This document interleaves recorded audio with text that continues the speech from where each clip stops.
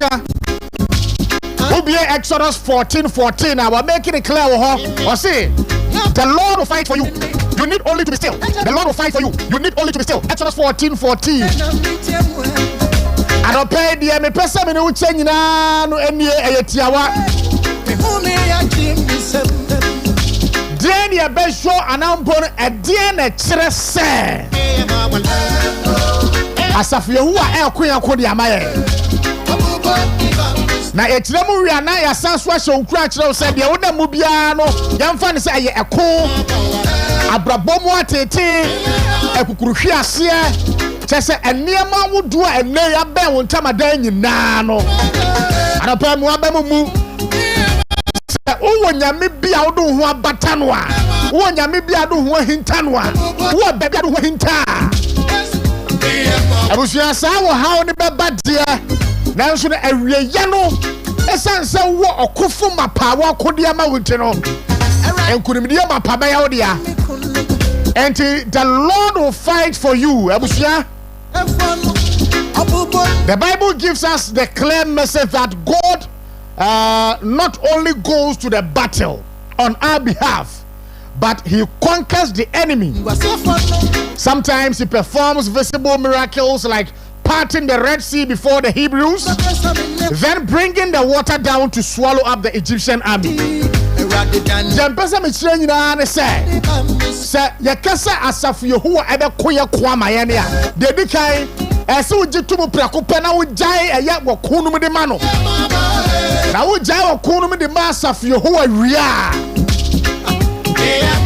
wonu a wokwanko a wondi nkuguo wonu a wokwanko a nanim nwu ase wonu a wodi akona nimu a ya toa ye yinwomo ama jaruko afasuo egirigu famo abusuya sa kese no sa wo kese no sa papa no wojina kunum kuma wa domberema mapa wo sa hene mapa etiano pay so be jatu mu prako pesa asafo Yehowa eye wo kofo a na waja wo kunyina mu di amano a akane aya tete ni aye hawo ni aye botan opemu empem wo de tade ana wai wo ton ayento chese enema ye bisi basade amao wo kese re be kusa akuni nyina de amao sadano ada wotimi bomode ezi eye Israel for free Misrim asase so na bra wo yiwo mo free asase no so no na wo mo kono wo mo kwama nimu a epokoko na da wo ya eyiri a ebufa so yi wo mo dan wo mani kwama chinsu a ane e faro ne dom anso na ebai atuni ebe edru bebia ene atuni abesewe etine de omo ye eni wo se asafie ho a ye jai queen ya show asafie ho ansa and clearly ne etre pefe se papa de timi kokoma ne medin kunim no enie wa ma Moses peja aba ne poma ekita no ma ne de tene epokoko ne so and for the first time epokoko no mu pai mienu ema ne to asase kese so ema eye ye kan say Israel ma efa eye epokoko no mu asafie hu ade mre na ye na djuma wo pai epokoko no mu a Israel fo no fa mu no afei faro ne dom nso eba na wo mu fa mu wie ye no ene wo hwen ma faro ne dom ewura epunu mu wo hwen mo be fa ba bia Israel fo fa ye no na waka epuni nyina ebomu ema ye kan say faro ne dom asrafu a faro asoma mo say wo mo san so nkofa ye Israel fo ne mra no asrafu ni nyina no epono efa wo mo edo mo koye etenei se papa ne tibi epai pukoko mu ma Israel fo famu ema faro ne dom edru epukoko no mu no waka pono atomu ma enei ensuo no efa eye faro ne dom asa na wo hawa wo na mu prempren abusia maba meka cho se saa de no eye wo hawo no papa no wakese no etimi ema ene wo hawo no nyina afiri wo so a Jai ukune mano. Minim di ona mu na no pay. Menim wataya wonna mu na no pay. Sanka no mbaya adwebako na wanya gidie wa safye huwa mu ahunu se wano pene ye de yako eto nanimu a ye gya yako ma na otimi kudunkuni ma ye ne a anka wa hawa adane wako atete ni so a ene wonna mu no be ni nyina e de afiri ho anopay Exodus 14:14 say jai woko ne wo ha nyina ma safye huwa obeko ama wadi nkunimu Yenjira we suni esa so mu achine mu akwaba. Western in the morning live on Western Diamond Television. Abusuya anopa yesin konwa yi.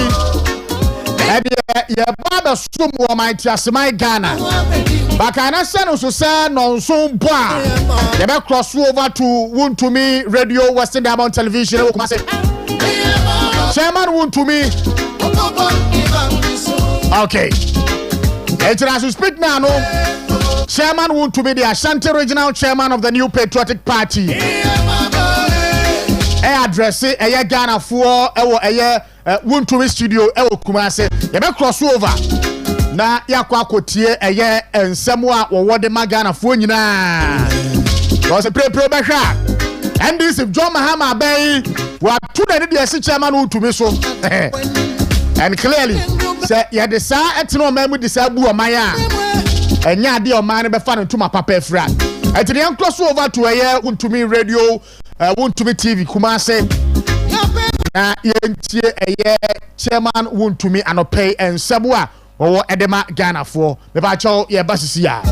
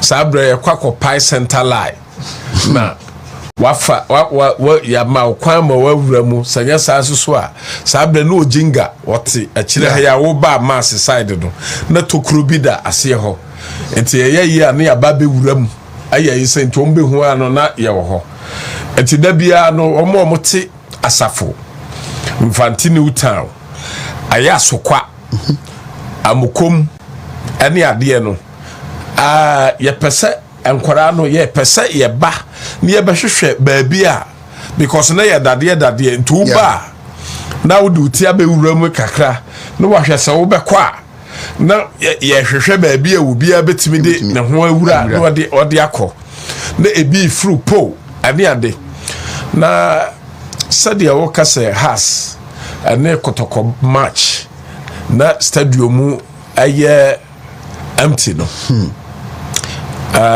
medwen say ayare hosem kese medwen say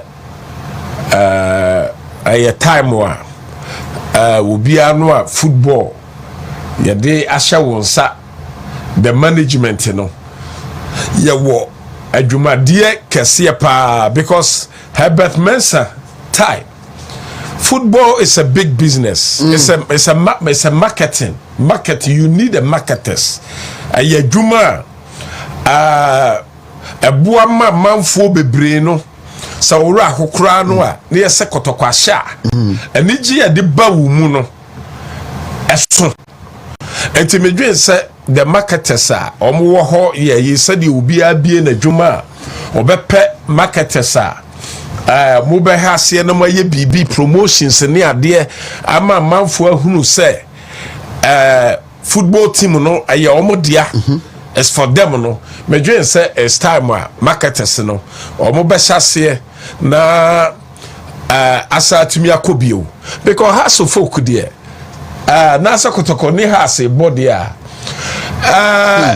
aya de kese ka first no be am for front ayi o just na obi be that stadium ho be anopa ne ada ni pe bufa so da bi o first no say has esekotoko wa ha me ya wo asafo ye yi no minimum manfo a has be share kotoko wa ha no mo share mo ho akonfuku mo yes me wo fa ba ko ne friend adu na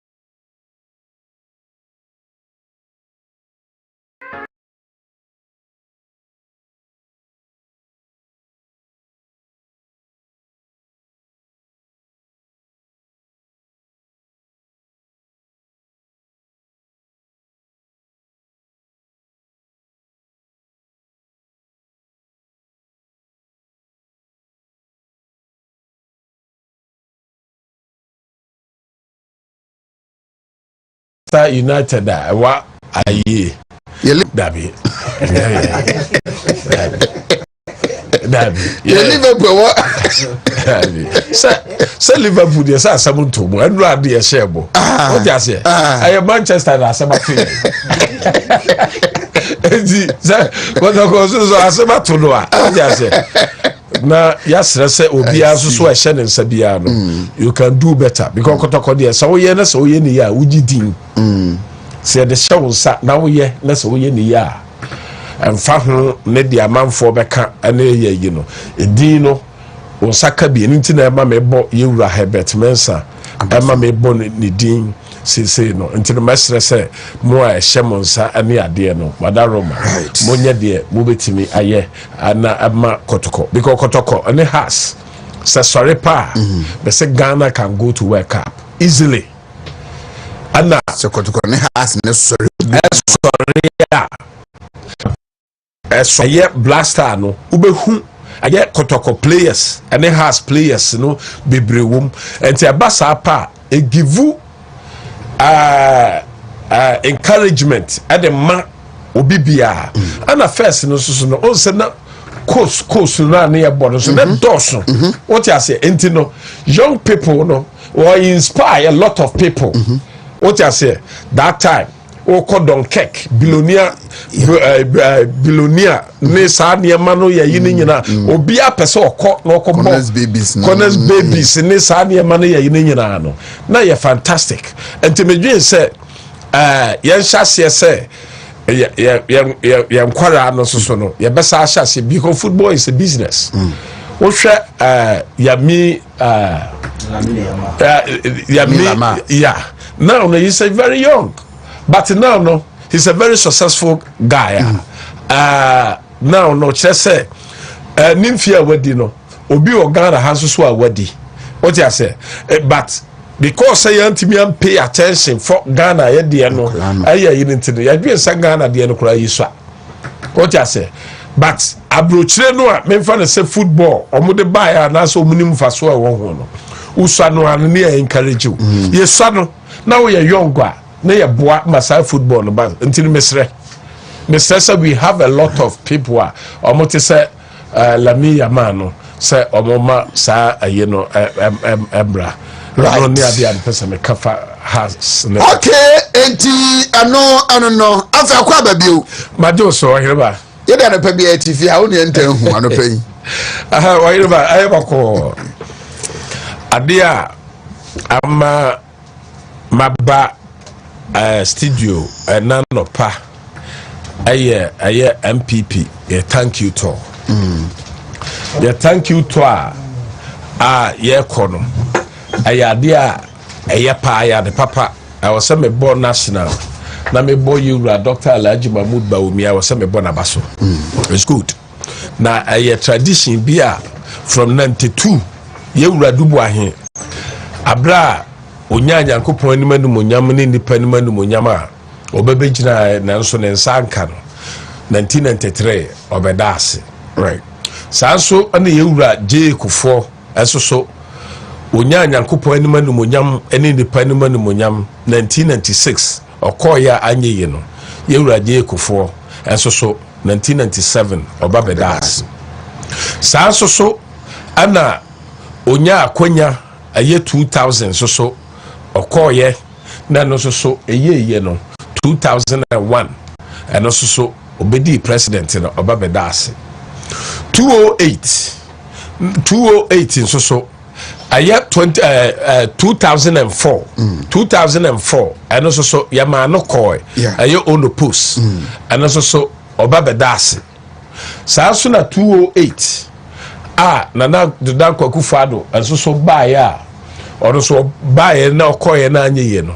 209 obabedase na nadu dan Kwakufado ebiewu aye 2012 and also so okoye na anyeye no ye call Supreme Court Ghana fo nyina nim after that Supreme Court no and also so obedase ana aye 2016 and so yewura na nadu dan Kwakufado okoye ne ye so obabedase na nadu dan Kwakufado koye na no so eye ma no so 2021 obabedase enti yewura Dr. Alhaji Mahmoud Bawumia na yade se ekwan bia so oba na obabedase na se ukoye election na se ulusu wia aya na niam bebre na eba enti ayade a party no ye share say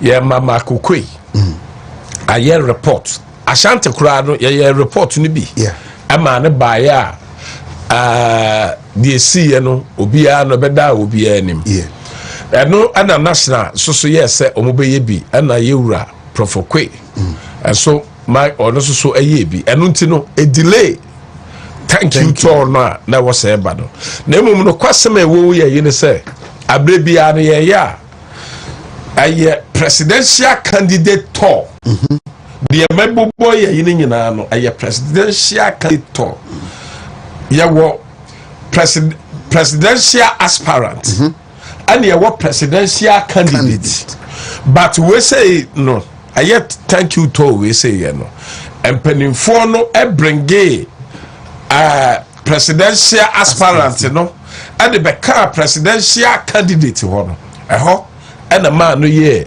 different kakra me dwen say the ekoso ye yin nyina no akwakofa aba ayaye but me dwen su say ayam pinfo so no omo try say omo be yesa no no omo so the bigger picture they say enkabomunti ana omo esoso ehwe ne sa badumfu brampo da nchebrabo ye nyina ye fru ye baako ye didi a ne ye fru party papa say party kesia sesia no Ghana fo nyina hwehwe se aye 2028 apese ye ba power no se duru ba bia niema bi sei no ebetimi asi na emom anya de yesie no ana huhia na emom de huhia pa ne se awose ya dwen se Ghana fo sa unity a na se nkabomu a Ghana fo no epe no eno emom na wose ya try se ye de bema wo mo de di kan no am se na no fia dai bibi esi ewo wuntumi ha sei aye minua abronye na ansa na ayinu babesie no utie abronye de no ne ade ye na chese bibi akwakosi wosunwan ama chema abronye akwakokasa na esanse kasa wo hoyi no ye ko school no ye teacher kwiasika so o ka asem wi a otumi kasa maso ba akwate akabaka se o to anasem a ankane no nti abra yeso ne nyina no ye mamrewa ne ade no mo kire ye se de anansesem city am se adanko na soso watie no waye na abra yewura chama abronye kasa wie ye no aye na ma eno soso ama yewura aye Canada Japan soso enso ba bekasa ya ono soso aka no sede ono soso city a ase esifae eno na amano agina so amana babeduru mpempenso ayem se na no fiadai ama no bae de me baaya me ba na disremu adesra mesre ye gine se Kennedy oye minua panyi na se oye yenua panyi wo hwe MPP dia omo a so mo kasa ebam eye yinyina no wo hwe Akufo-Addo ejina ho ye yipa edom tie no Baumia ejina ho pa edom tie no omo de memfa ne se omo ye presidential level ansana wo de abawo ohene Kennedy so uyi Kennedy free ho a me wuntumi wesoso yesoso ye fredom a edom pese omutie ye ansana abronye mo soso aba na mesre se wo ye panyin enti mesre se ade bia asie ye yibia no anya de a obi ka no eno no entimi nsew na emom enyiano a wo de beba na se de be free wo mu beba no eno ena betimi aye problem enti ne mesre se wada Roma wo ye Nyankopon na enim adokro nti a wo ye panyin se me untumi wo ye panyin se abro enti de di kan na se mepe now no mesrew se ade bia no a asia na se ye yibia no mesre se fache emma no enko from emfamaye sanso ana aye chama abronye enso meso mesrew adaroma se wososo ade bia wodwen se yenua panyini eyi ano na no soso anya wode bia soso no mesre se wososo jemu free se ye wo fie se ye wo enuanom panimfo wo fie ni ade a nye da bia no na yenuanom panimfo no omudi bem ebi wo ho a omutimi ka bibi na omudi fopa na soso esanso omuye panyini ni nti no na ye de ache eti mesre se sa bibi wo ho soso na ankoye esanse ye nyina no ye funu baako na ye nyina soso ye namfofo nti no mesre na no meme dantem back na dia wanyini sen me ana ba wo soso a me soso manyini sen enti me dantamo a me srese ayemu mienu nyina no ya obi e wo mu bia no monfanche because yaw no a ewo mu no yaw no ade a yaw no betimi aba ne se so wanhwe ne ya abufuo ba pa de on pesa wo beka no wo beto ne no wakakoka na fe woka wi a brofum no mamen kan say brofum mamen kan say the problem is not the problem but your reactions your reaction will make a problem be a problem and you know said a kwanya yawa o pese o faso na o de bekasa na e ba ne say a ade a ayada mi hunu pa no ene achitafo ona ondi Canada achi ono a omudi abronya achi ane ade no so ko social media ne ade ye yi no a aniema ono omudi Canada achi abeka ono omudi abronya achi abeka ye yi no sabasa pa na ma asem no asa move another level anwa manage no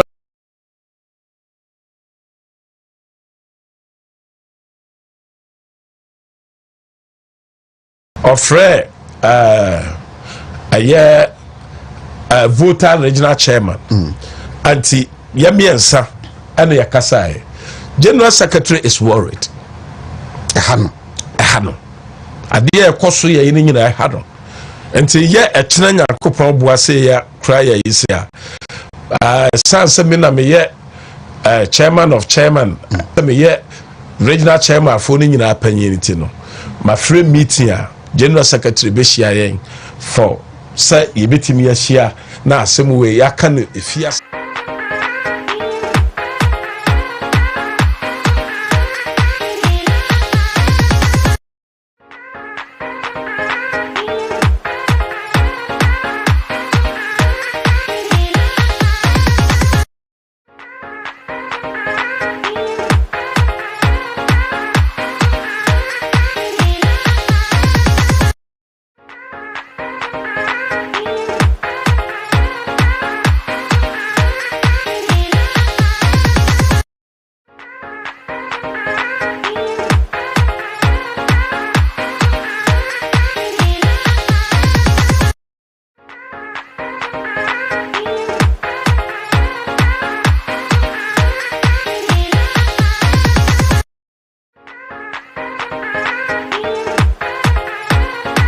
to me it must be in our issues na say two base and a fakasa efamame anya tibididie because anya MPP ni MPP na anya aya MPP ni NDC anya eniema NDC for kan ya Ghana for expert say keye wura mahama ni NDC for be ya omuntimi nyaye no eno na Ghana for ehwehwe say wohwemu a said the cement free ete Ghana eko 135 no what you say eno na Ghana for ka ho asem said the electricity say ye 15% aka ho a eno na Ghana for ka ho asem ade a Ghana for hwehwe ene say wona ye yi o madi afri adwuma mu no omo beba ohireba me pese me ma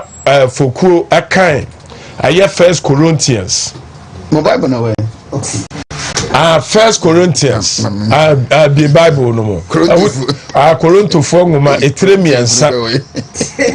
etremiensa efri baako ekopim ensia ene nso New Testament ja fana na me First Corinthians chapter 3 1 to 6 to 7 tremiensa yes now to make a tree chapter 3 yes verse 1 to 6 to 7 hey 1 to 6 to 7 okay and yeah kai 1 kai chapter 3 6 to 7 6 to 7 6 to 7 yes Yes. Yes. Toronto for.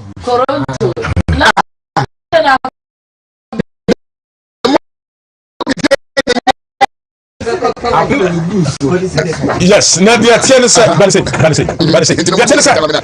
yes, Christo, oh, okay, me, yes, Christo, okay, yes, Christo. Nani who sorry and now only hono. Sabrano, na fe Peter Mo, John Mo, near the other no money hono. I fed ye, na onyamesuma na say yamiasam kano. I said, ne, yalusu. Na kufa dumuni hono na MPP ya pese ye bibi ama party ni saba power bio no sabre no na asanka no akwakogira Paul ani Apollo and Salas so enti de tie ne say na manfo bebre sori a bi mo ka say ayeba omia na ya ade na ya Paul ya ade na say ye wuntumi na ya ade ana na nya na ya ade eti akesi ye say afade na miasam kan na ye kan ye de bo Yesu Kristo edin no ho ban no afade na ba be ye individual glory eti de si ye say afade na Paul amonfo ba o say Paul ayi ye ajiwani monyam aye Salas ani Apollo mu ajiwani monyam eti awasa okeka ho eti wo mu na o mu ka Paul ho no o mu so o mu mpre sanso na o mu so o mu ka Apollo ho no Apollo fo no so ne nkofo se o mu so o mu mpre sanso so na Salas aso so na o mu so o mu mpre eti ani si ne se ama pe media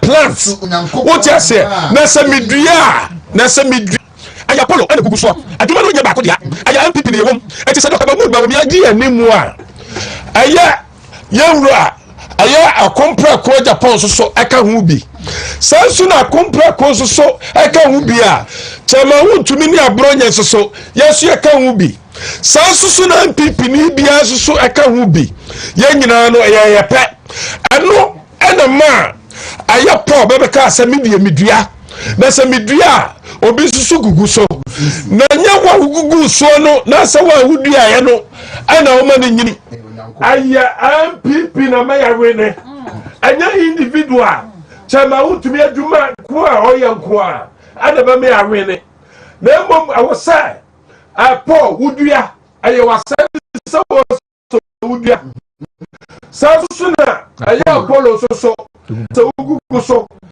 enuti ana onyankopon aboa yen ama part ama yatimi aduru mpempen so a awose yeduru no eti se udua aye onyankopon adwuma ana wo ye se udua aye MPP adwuma ana wo ye se ugugu so a aye MPP adwuma ana wo ye asa now no self glory no edoso dodo what you say edoso dodo obia no pese and nkofo babeka se ayo no ana party no o yesi anaso yesi but aye MPP nti ana me nyina ne akabom aye Paul Apollo and Salas no aye onyamesum ti ana mo babeka bom eti Dr. Alhaji Mahmood Bawumia ane yewura Canada Japan abronye na se obi a wo MPP mu no aye osuro manyokuo nti Accra ya nyina si wo Bible mu da na de bia besi bia no anya de besi no esisa ye betima nya ahweso na yesua bibi amena ko sesi ame no kasai gare ye nyina ye o ye nyina ye kra ye wura mahama ba bia ode Ghana ba bia ode kono ade Ghana fo hwehwe ade afiri ye ho ne sai ye beka ye ho abom. We have something called cooperation. Say umpeu. Say MPP party ni dia. Say siya ye womu ya yino. Ye hear cooperation and discipline. Ye hear cooperation and discipline. Say se sia no ye nyina no ye be cooperate na ye discipline so ama party no and Ghana for here se sia. Can you believe that? Aye Ghana se sia ye wo mu ni ade ye yi aye na ye John Dramani Mahama say aye Chief Justice oyi na di na dia Ghana ye wo ade ye nyina ye wo pa no aye mra se emra eni ho a boni ni ho yeah enu nti ana onyankopon de mra wodi ma Moses say ye tro na ye de amase se hweso na timi ama obia na timi akai na obia na timi ahunu ade a ebetimi aboa oman no saa so ana 1992 yase se Ghana mra nyina na ye de ato ho am ye hunu say ye wo executive ana ye wo aye judicial and there were legislation and I said legislators I was here parliament I was here there almost chamrano na no now so we are president pa ya be throw his excellency just we are Ghana for man I to say to dame no o to dame a obia wo ma 20 and obia wo ma 20 na mom sawo ba we say on certain thing we so on 19 ahasino abonim because ye campaign because who wadwin a wo dey to dame no and I say who political party wom and I meso me wo me political party a yewom na mom se etimi ye ya na so utimi crosso na wo ba beduru mimi kromu ya yidi a eno ne aso awa kroma eno na no wa beda na president so beda na president ne pa why your president ama obi bia de okasati a wo de wan kasanti a wo de opawasem wo de opawasem wo oba be the father for the nation but ye ko Dramani Mahama ye no o papa yemu do Mahama to mu eti Ghana for here say MPP for ye beka ye ho abom ni amana hunu dia woye ebia sida say Chief Justice abra ye wura kofo mu eba ye no ene ade ye no o ma to George na Wood o ma to George na Wood o mo besesa no o mo ka say aye violence PNDs na de ba enti yesesa no aye den ana ye wura Mahama wo sisesi a ye mra eno bo ho ba ye de agina so me de ato aba na Chief Justice na ba suewu in na o de amon amo abedi president no aye den na de to scotchia aye den na de to scotchia enti ye wura Mahama ba bia o de o man de koyi no wunwu se ye fa pem na se ye mra eno na pesa wo se no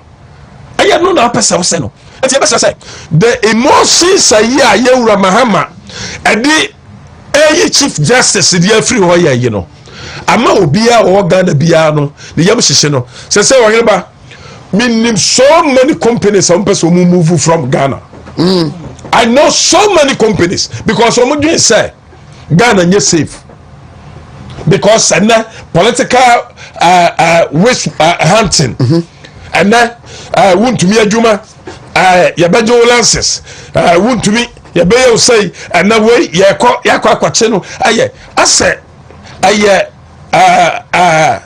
aye self style ayibi ana John Mahama person ye what you self-centered as a president to be no person who didn't work Ghana has say sir ya basra no the more you have power the more you don't have power to me unya na kese no the more no so na wudi to me okay because anya wo na wudi ma wo anya military na de ma wo aye sabe emobro wafo wo mu ni bie ani wo na wo wo bie ana mo kan mo gidie nyina de bo mu no mo de ma wo so the more you have power the more you don't have power the more you have power the less power you are holding is in your hand what I say the less power you are having in you what I say until the best no adeɛ bi si da ne adeɛ yɛ yi no ɔma Ghana nyo sɛ Ghana bɛdwo a egyina yɛwura Bahama so na masrɛ sɛ obiara mmra demonstration ni bi obiara sin obiara kɔ demonstration ni bi because samra ni hɔ a bɔne ni hɔ the makers and the rationality a 1992 constitution no what you say ɔmo de hyehyɛ ya enti ɔmo make judicial say ɔmo di ɔmo ho so no aye you know all respected that he should respect that because say one training ye na dia ya ye a ye kroi eye ba akopɛ.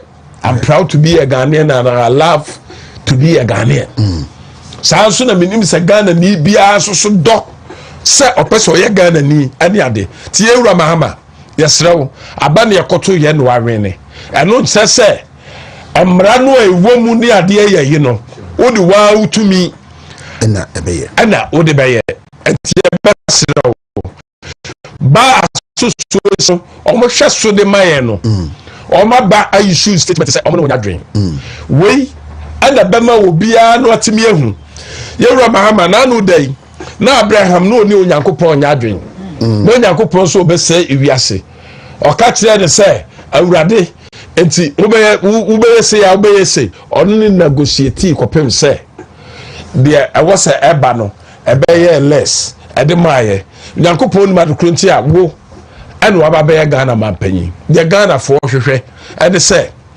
nneɛma ne boɔ kɔ soro no ɛbɛba fam deɛ Ghana fo hwehwɛ ne sɛ 24-hour economy a promise ye no ɛno ɛna Ghana fo hwehwɛ deɛ Ghana fo ɛhwehwɛ ne sɛ dum so a abai no wobɛyi afiri hɔ deɛ Ghana fo ɛhwehwɛ ne sɛ ya kwan a na nado da kwaku what me anwie ni kɔ mo bɛtoa so no ayɛ mu dodo no deɛ Ghana fo ɛhwehwɛ ne sɛ agenda 111 no wobɛtumi aboa ne yɛtumi awie sɛ ya wɔn na ɔmo yare a wokɔ hospital a ɔmo dida floor ɔmo dida fam no obiara no yare a wobɛtumi anya empa atumi ada so na wokɔkɔhwɛ obi a ɔyare na ɔsa da fam a kyɛ sɛ ɛno nko akora no yɛ punishment eti yɛbɛsrɛw adwuma Ghana for de ahyɛ nsa no ɛne sɛ Ghana for obedi yie ɛnyɛ sɛ wobɛ increase yaw ɛde ama yɛn nyɛ no nti ɛna Ghana for ɛde maa wɔ na sɛ Nyankopɔn maa wɔ kwai ɛmaa wɔ baeɛ eti yɛsrɛw sɛ ne demonstration a yɛyɛ no it's a peaceful demonstration a yɛyɛ de akyerɛ wɔ sɛ yɛ president no na emu deɛ ɔpɛ sɛ ɔyɛ no deɛ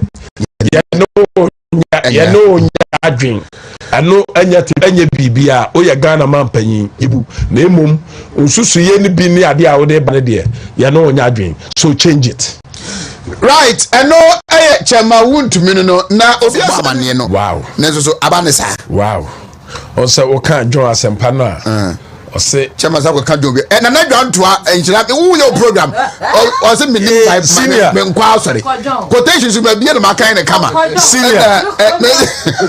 senior wadaroma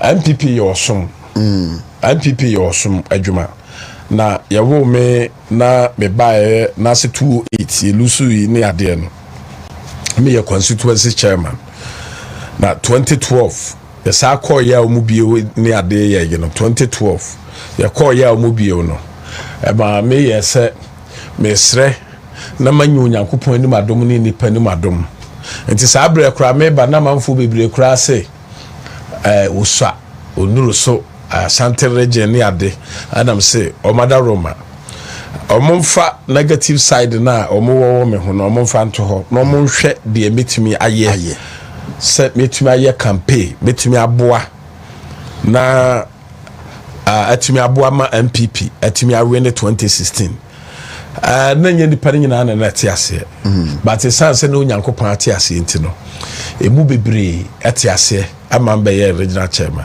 regional chairman so no power na ye pen ye free opposition eba power sanso ana sesia no yakɔ ɛyɛ opposition bio no ɛnso so ɛno nso so ɛne onyankopɔn akasa na masrɛ no nso so sɛ ɛduru so a ɛnso so a kyɛma wontumi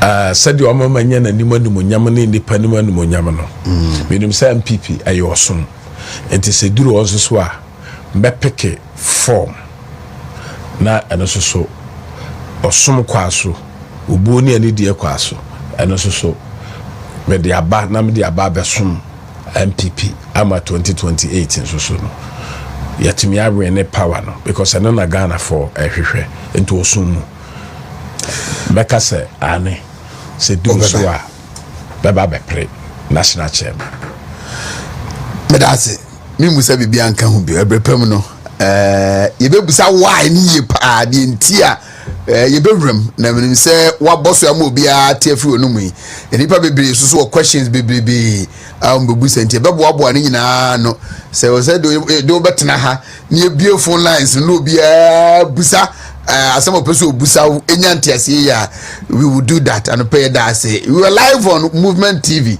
and it won't me 95.9 ewa Accra Western Diamond TV ewa Takoradi and it won't me 101.3 and so ewa Takoradi Billionaires TV ewa se also and 101.3 and I feel Northern Good TV ewa Tamale and 101.3 and also so a war Tamale Honoma and our online portals Facebook and YouTube enyina nnyina maboboso ne chama wontumi edia party na ode esom no chairman medase Mr. Medase wa herba na me enka ho onka mo so ho bebrebe right eti abusafo yebeja chairman kwan amanako na yen yato so ewofia 31 minutes after 7 David Boache say mo send message say asema mo party na mwati no eye mo de pa no eye medamase enti enchemu no ebeba mo foko ane aso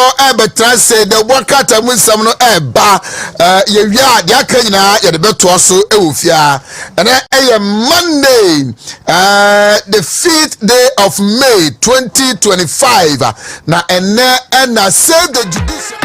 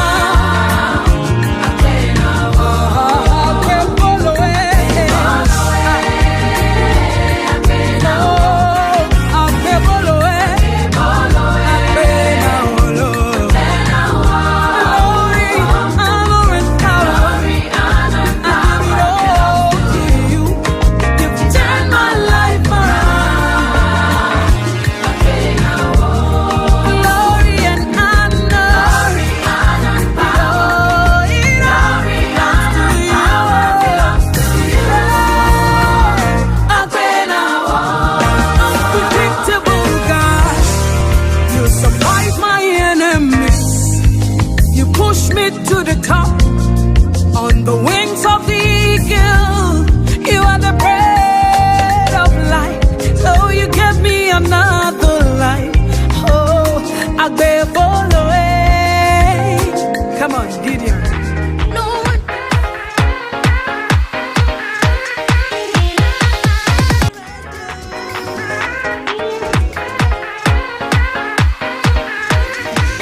Okay.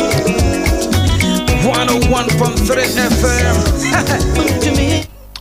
Abusiama ya mamo eye akwaba biem na ye nam asese modaso ekra ye mu enkakra ha eye Western Diamond Television Western in the morning jumedie esu edie ye bowra eye the Ashanti Regional Studios of eye Wuntumi Radio Wuntumi TV ema ye kofa eye chairman Wuntumi the Ashanti Regional chairman of the New Patriotic Party nkomodia na anopei one oheneba esiedu edi ye na yakwaba chairman akasa wakasa nso a esese asumdwe mapa enso etimi eba and of course on address ye entawantawa ne ensemo ahodo akoso thank you to yimu between abronye and afei Kennedy akompre kwa Japan o wie no say afani afanyina no make sure say kasa ye chi ni nkitahudi achi asumdwe mapa enso ebeba esanse party no eye edom ena ye de chire party no owie no ena odi nkomo kakra nso edefa eye emprempre President John Dramani Mahama amamu ya wo bui and wa wadi tua ensem ne de bebrebe no a ye de hu nkomo wa ha se de bia owie nso ena the persecution aban ya wotisuei persecute eye chairman Wuntumi ene na dwumayefo nyina no eno nso odi ho enkomo some 41 minutes gone past 7 Western in the morning dwumadie esu enie abena sawa mani ampon atenase Oshemaba AS Enchil the radio PRO atenase ena dwada ko ankra tamu ensamo emumoboso womo ede eba na ye kasa mprempren wupiemu ewo eye enkran ya save the judiciary eye demonstration no the New Patriotic Party and afei the other political parties nso akom ho abomu a womo eyo ye kire ede akire eye wiase amansan nyina se President John Dramani Mahama ne NDC aban womo eba ywa ene ne omo ye nyina no ene se one person President John Mahama no esansiki another term in office ntino baby a ene wo susu se saafo no eda so atia konwa ne so na wo de sansam no ekokodan wo mu a wo mebu nsam ne atia wo nyina no ne ya yekase wo mu eyi saafo no nyina na de afiri ho se na be akwan ebedam ama ene President John Mahama ne NDC so anamotu a wo mo epesu wo mutu na womo etimi emane contest for another term in office no so no etimi akoso na minority the New Patriotic Party and afei the other political parties say na motuo we anamotuo bone a ensese wo man Ghana yesoso so ntia no pay ene enkran monten so wo ye kire chenchirenche ye de atamu a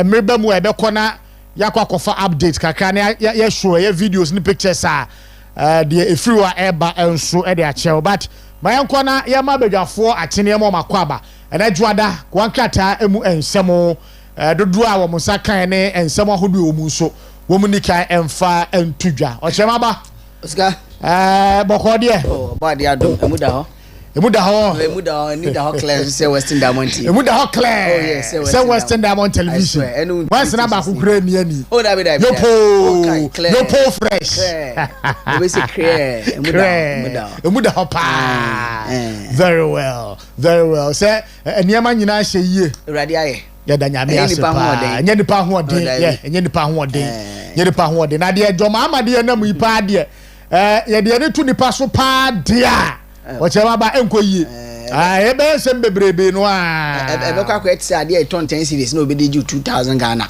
sana ebeye ka so do ni to amembo we so a ye be yusulia ntie fe ni nteso ha adwen but ni nyina chi ni yewom asafo Yehowa ne yɛ da so abna ti san ofa me ho ye ya da nyame ase no pensu do ho efe de ye no fa si me oba na ka kire no oba na ka kire no o che me prakope I see anya dum money kwa so se obi gate na me hye me ase me nya some kind of affiliations with her. I see. We are doing. Where show? Onifie. Koso. Onifie. The man called us and then. Oh, you cry no. Emma, about me you focus. I say, we will cry no come and tell us corner. When I say oko. Oh, piano. Oh my God. Me near be who fe now so na dey on. Wife pa. Me wife. Wife. As we can go fie ba. Wa bright kama. Ana Oyashi.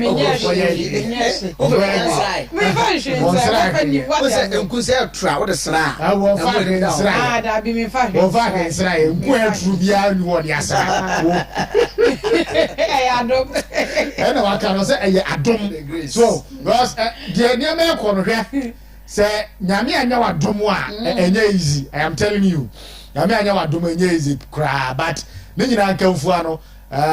we shall prevail. Sure. We are better come. We are better come. We are better come. I had the above small my chest, my dad. I don't know. And I draw that. Pepe wafa. And I'm going to go to swap to about. Sunday Saturday.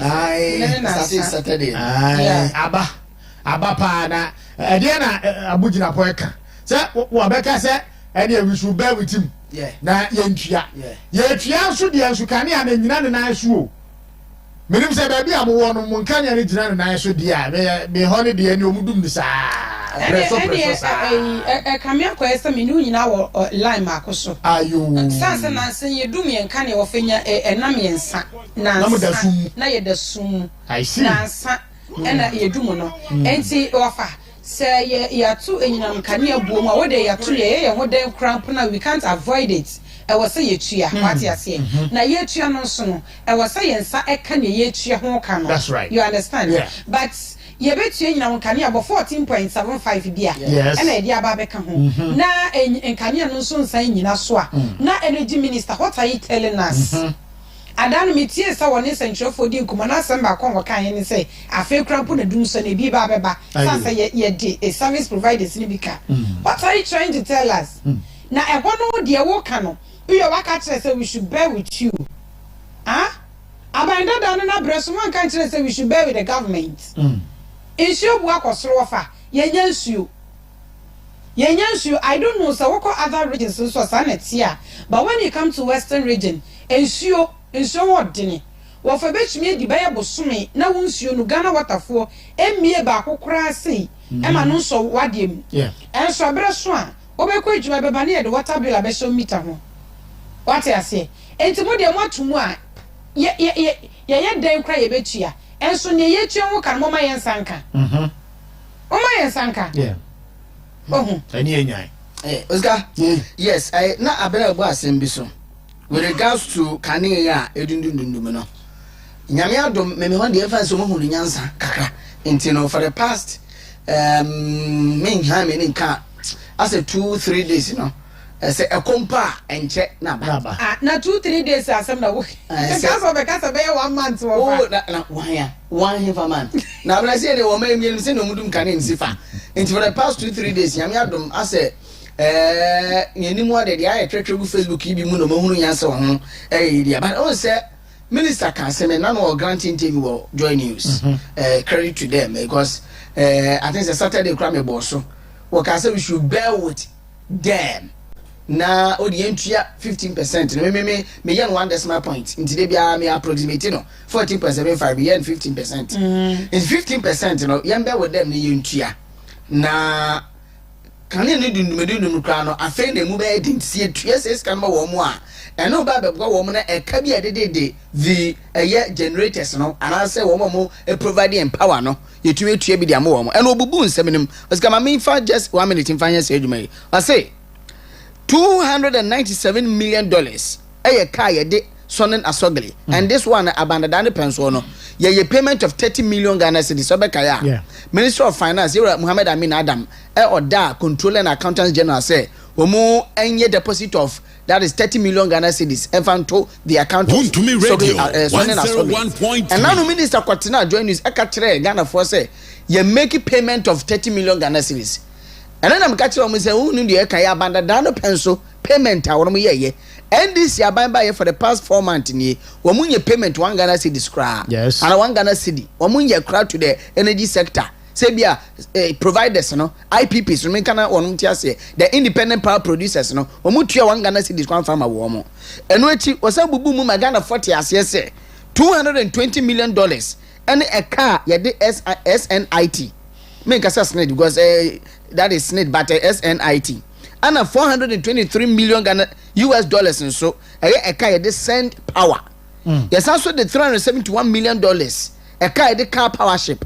Into original car power ship for the end of the year analysis say car power ship for crack catcher say 7 days a day anymore that is 1 week a day anymore no one make cut the power on providing my Ghana for because of a car you do warm into Osikani and waiting so attributed the doom so to some Ekabia Ghana Water Company Limited for the Ghana just say Ghana Water Company Limited for the Enka 1 billion Ghana cedis.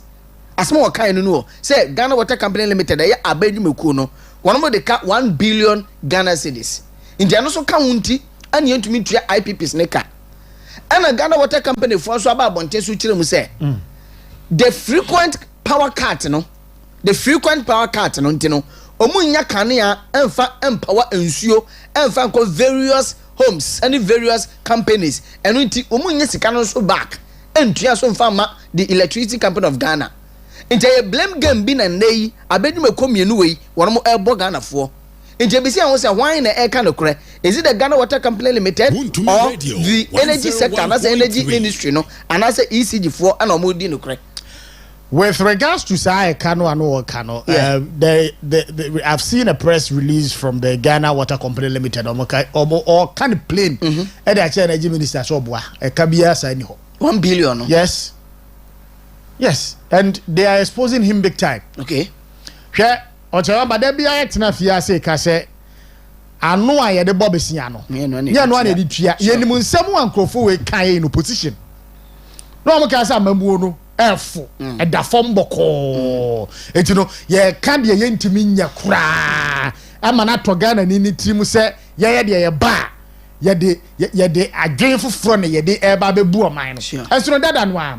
Ɛnɛ energy minister na no damu a ene welcome kwe se yehu ni mobo na ntumu no yenyi ntum de yentua and of course ya gye tuma yetua but de ye bisa ne se won makane ani nyina so asa ye bisa say are we asking for too much no okay we are not asking for too much koy on fa so na oti opposition a ene ye de eye sempoampo eto enyinam nkane abo so a ofre ho sentwerefo nhyiamu enya eye ahoden ade baba ndada na chi no sa kwan no a fa sa energy no a wo de yes ade ni opposition no fa solve ye doom so crisis no fa solve ye e ka no a enei wo na so yes energy ministry no ede no fa solve sa ade no ene ye pese ye hunu asa se ne refi a president mama be ka kire no se wo mu a enei wo manya position wo na aban mu no wonim se wontimi perform a gina nchen anya last 2 weeks or say last week no kan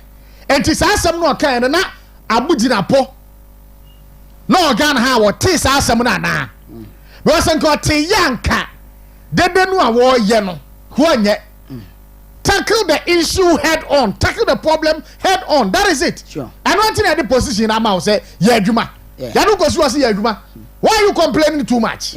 But Oscar, when we saw Mampini and Casa, when we refresh on your Mampino or Maimua, my radio 101.3. Do we call catch a gun of us, Yemen is Tiano, but then refuses Tiano, Cradiciano, Equita, New York, your Mampini. Video and a paper radio. We have your Mampini.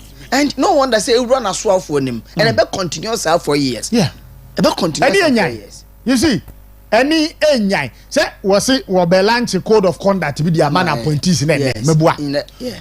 What kind of mention address to say Obama wa appointees in a warning said by end of March will be undeclared asset. When declare asset no President Mahama so be take action against you. Obe pamon every na bemu. 31st March na ba bedru apa ho ya bosumi be mu ene fit me ya misa se NDC John Mahama appointee zudo sen ene di obuo Emma President Mahama wo mu declare mu asset ya bisa sa asem no enti no code of conduct na ba lunch no kura no se bia buru ayensem hunu de ma wa appointees no ayensem hunu de ma mo because de wo hia no a anka esese wo mu timi jo a ma deadline mpo no wo ma fiu se ye nipa what you say yes wo ma fiu se ye nipa ama ma buso won take action be against afo no. You have not taken any action against them. Now Abba said, yeah, Obelanti code of conduct. Really? Sir, code of conduct to the best is so Musubaya. I did almost hear the dada. Yet now Fiaka say, hey, or two about the man this in the John Mahama. And Crawford or do almost say or mine in 2016. South one no what more appointment, no, Abba Yaguma. Yanko Via. Yakanye. Several occasions ye kan say dada no a fufuro bia ni ba bia wade be ka ho dada no a ene Rashid Purple would na kwakoto employment free say wo so afna mu so aye what say waba be kasa fa kwan a wo fa so ekreti nyuma ma mabu na aye ogana ha what wase wade mabu no kwa ma no ne ma kwakwa ye adwuma nyi sika wade mabu no kwa mo no ne ye every jobs abroad program no wade mabu no kwa wase wade wo mo kwa mo akwa ye adwuma pesika enu echi nso mbesi esua nyanimdie fofurefuru ho no aba chese wo dwene ho a wonte ase ye kan ye Ghana for so muntie enti wo fa won se policies ahodo aban dada na de ba ye a etumi buo ma meburu nya adwuma no wo mo etwetwa nu mu o enso wo ni nimdie fofuru bia wo mo de bi beba yes you see then no the Malik Basin tell us one fire service for side memorandum of understanding e dia and yeah what the 5,000 say why use call fire service no what akwaya die in any case budget to sika dudu say na ukadi ma national fire service af yo mo fanya adwuma yey abra woni mo pefe se e ba no enema wo mo be ye adwuma wo mo fall short of sa niema no what are you doing about it e dey na wo ye dia fa ho so we a responsible government as be aburu wadwene wo fie a wo dwene amanfo no ho a aramontuo be na abetu ye kwede na na Dr. Bawumia ye Emma fire service and niema wo do a wode ma wo mo for the first time in the history of this country and your fire service training school mienu ba ko dia yan kwanta ba ko wa ye Dr. Mahmoud Bawumia Kromu North East region o ba ya de na de na wa ye de pa na watimi aye ya kan ye ya say enkrofo ya Joma Amade o mo say o man in 2016 no o to aba man no asafo do an o mo ba be mo appointment amama be say eye eniema pa adedan kokufu ado ene ba mi adije akire no ene ya sha ase no what the Haruna Idris Weka education minister what the oka mate e to say tese emu hu me betena ka se NDC wo mo manifesto under education and some papa bia ni munyansa bia ni nsem o ma twere no mu me be ka ofia me dem atene se no mienu what is that you reintroduce this a year corporal punishment and two the head sir I say some ba ko di dwa no ma ba nu aduane ma sukun kwara and wo so oba o pese o yifi do okra enye possible tese wo mu Joma Mahama mboa ensem ma panika ni nsem education that time no mu na place on be ba bam to ma ba bam ma tra say unu say asema o mu leader ne kan no say in reality no and shed down yeduma and kasi in reality and shed down ensem hunu yes in reality no say ensem hunu anka as a minister president no ma wa dwumba se ye no kan ensem hunu anka wo ba ye no ube implement sa de no kan ye no esa say ensem hunu ti wo si wo pia tenchen because otin analyze hunu say no yes interest on so as a minister me meje nim wase bi sa you see because and chale eni enyan ye kan plane nya plane fa eni enyan yo o chama ba eni enyan wo ba se bo se within 90 days wo be scrap we ye double track system ade na o ka fa ho wo se ye betimi aye mpo a this is 2027 you see mo fa policy papa bia maye ya mo de ba nyina ne pada ye koche so far a priority and no what's NDC for history more and only social intervention is of the aba sans no if you be more kwado be secondary school ni benye bi until now who was that a year 19 Joe was asking say bosumi asu e ma beji wo bosumi aketia until da ben na ye hase na chese sanitary pad yetimi ahyeche de ama wo mu what you say chese Camille said they are confused. That is the actual word that you bet me use the current administration. Confused people in government. That is it. And you can't in your plane without fear or favor. We will speak truth to power. Sure. Yes, we will speak truth to power.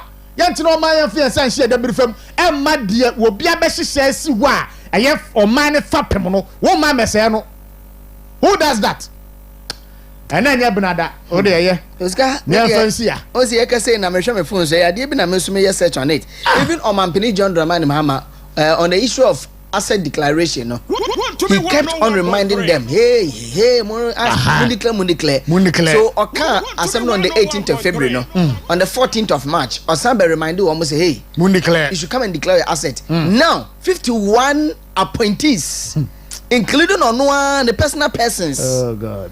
Ne staffers, even the former finance minister, Yura Satekpe, Yura Nathan Kofi Buache, in charge of operations or presidency. Woman and declare asset. MCR some ministers no my default no, appointees no my default no, from within 2 screens so many. Osemaba to aso. Okay.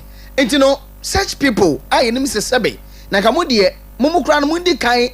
And set a precedent to now a children for number be free mono. Momo so crama defaulting. And in our country and in this country, with defaulting be the beer, as a chair the war. And you know, a bit will be so social media so say, on my penny, a dear so chair and a word the Bible trace uncle for a year. 1 hour point to warm, no modify war directives. Now, or modify directives, which means Ombu.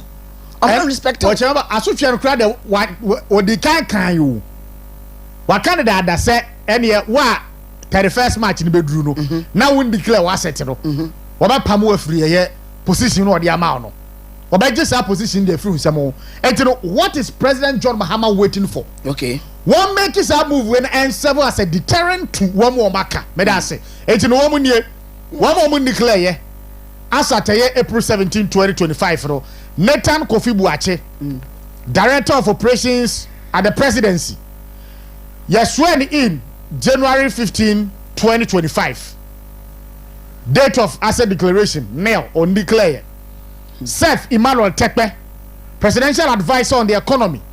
January 2025 now. Also have Namusha on declare. Larry Bevlolati, Special Envoy to the Alliance of Sahelian State Presidential Staffer. 21st January. Nanaya Jantua, Presidential Staffer, 21st January. Charles Kipu, Director General, National Investigations Bureau, January 15. Dr. Peter Buamo Tukuno, DJ Bomanyum, Presidential Initiatives in Agriculture and Agribusiness at the Presidency, March 1. Samuel Ofoswampofo, Policy Advisor, January 28. Is he a chairman for Cocoa Bodo? Yes. Chairman for Cocoa Bodo. Kofi Achedako, KOD, Presidential Advisor on Diaspora Affairs, February 25. If I try to the next page quickly. Now, Yantuaso. You go the next page now. Yantuaso. You go the next page now. Yantuaso. You know, the next page, you know, NS Yabroja Jemfi. NS Yabroja Jemfi. Deputy Minister Defense. Deputy Minister Defense. Afei Al Hassan Saibu Suhini. Deputy Minister Roads and Highways. Just say, be 55 was saying. When you say President John Dramani Mahama, the Awoka, the Atipa, so you few. The person we had here, or person with the year, no. And so, no, President Mahama, and to be your muhute. And to be your muhe. And that's what Tiabemu. And clearly, some code of conduct, and then one was so about lunch in the crown. Hey, money had no home. MSA Ghana for Daji. Money like you hute. Where should serve as a precedence? Say the better code of conduct, you know the banner will be able to be ano. You say, and near you say, when you breast up, I say, woman will minor, it's not a nice show. Wait, will be a few. Today, I just a code of conduct, no. I'm out for a few. Was it 30 seconds? You see, the omampeni eye no wiase mu no ye kan abc dey free a as yakobi but ono na akwa say we see identity ase all because pressure be than to say the 120-day social contract no one for freely in that 2 days and we can we a friend is say this social asset declaration no and not asset declaration the 120-day social contract oh asembe asema oh dem ba ya mutema maju crabom you see say you be set code of conduct and am person be boss way okay code of conduct say be ma abedwumafo no a can 120-day social contract no because okay kan ya say MCF no mo so no beto so a wo say wom into no person will make sure say wa for failing 120-day social contract no into no the obey bia to make it possible no even if say be adwumo say enye adwumo wa person will make sure say wa for failing ade ba ko pa John Dramani Mama His Excellency so wa pray no ho ye ni na akora wontumi anya ne say sebe ne 24-hour economy no we den eno don't ntumi nya hwehwe but we no why say wa pray no ho say eno na sebe emframa kasa emframa wakakana gana forte so wa launch code of conduct for abedwumafo so mundi so a no so why 120-day social contract no for fail aka 2 days aka 2 days say and then also in there and no be launch that code of conduct no into why na chese 120-day social contract no wa magana for ati asese ye krampo no why ni na pasabe waka ho asem emframa ene se wo yo say oh yeah dear no eno ne yeko banya mframa o de be kan say no betumi aka say my launch code of conduct all right until go for defy these directives are there na ma ho kwan say ko launch code of conduct ni no mu yeah omu me ba to yentim ko akrata mu nsemo ena juada nkrata ndodo say na abansembe ne wo mu wan na ne ye hyase Ofaya da se mehase edi efri ahase nkrata no emu nsem edoso bebre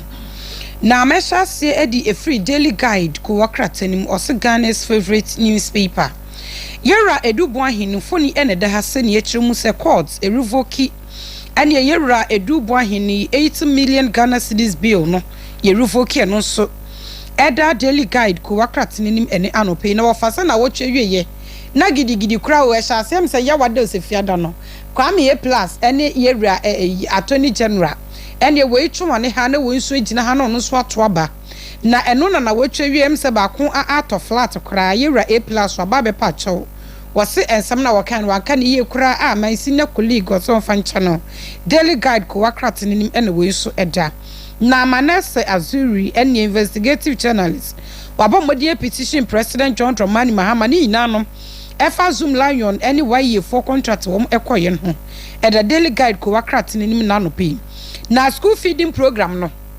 say terminator we terminate caterers ni na contracts eno so edenim ha nano pe na enana me hu ya na say na the ben e ba be recruitment crowd fan crofo ma Osikani akwa no eduane because we say third time dey mo no eduane ma school ni akwara bia and this am mo for you caterers no so the a statement about say ne oyeye no won san so any sending decision no mo mra be me no eduane ma nkwada no em se nanka hu mpo hia so mbeka se won san onye but you see some of the goods are perishable and omudi dwagu wo before school baby otena na wo beti some betum enrechi ya na wo beti ontie adegunti ontie ni se osusu se wo mo no anuane ne MPP fo okay nti yeyi wo mo afiri ho na ye de DC fo so abehye ho what you say that is it osusu mo no anuane no MPP fo ere no anuane no nti no ene ya terminate mo contract obi ankofi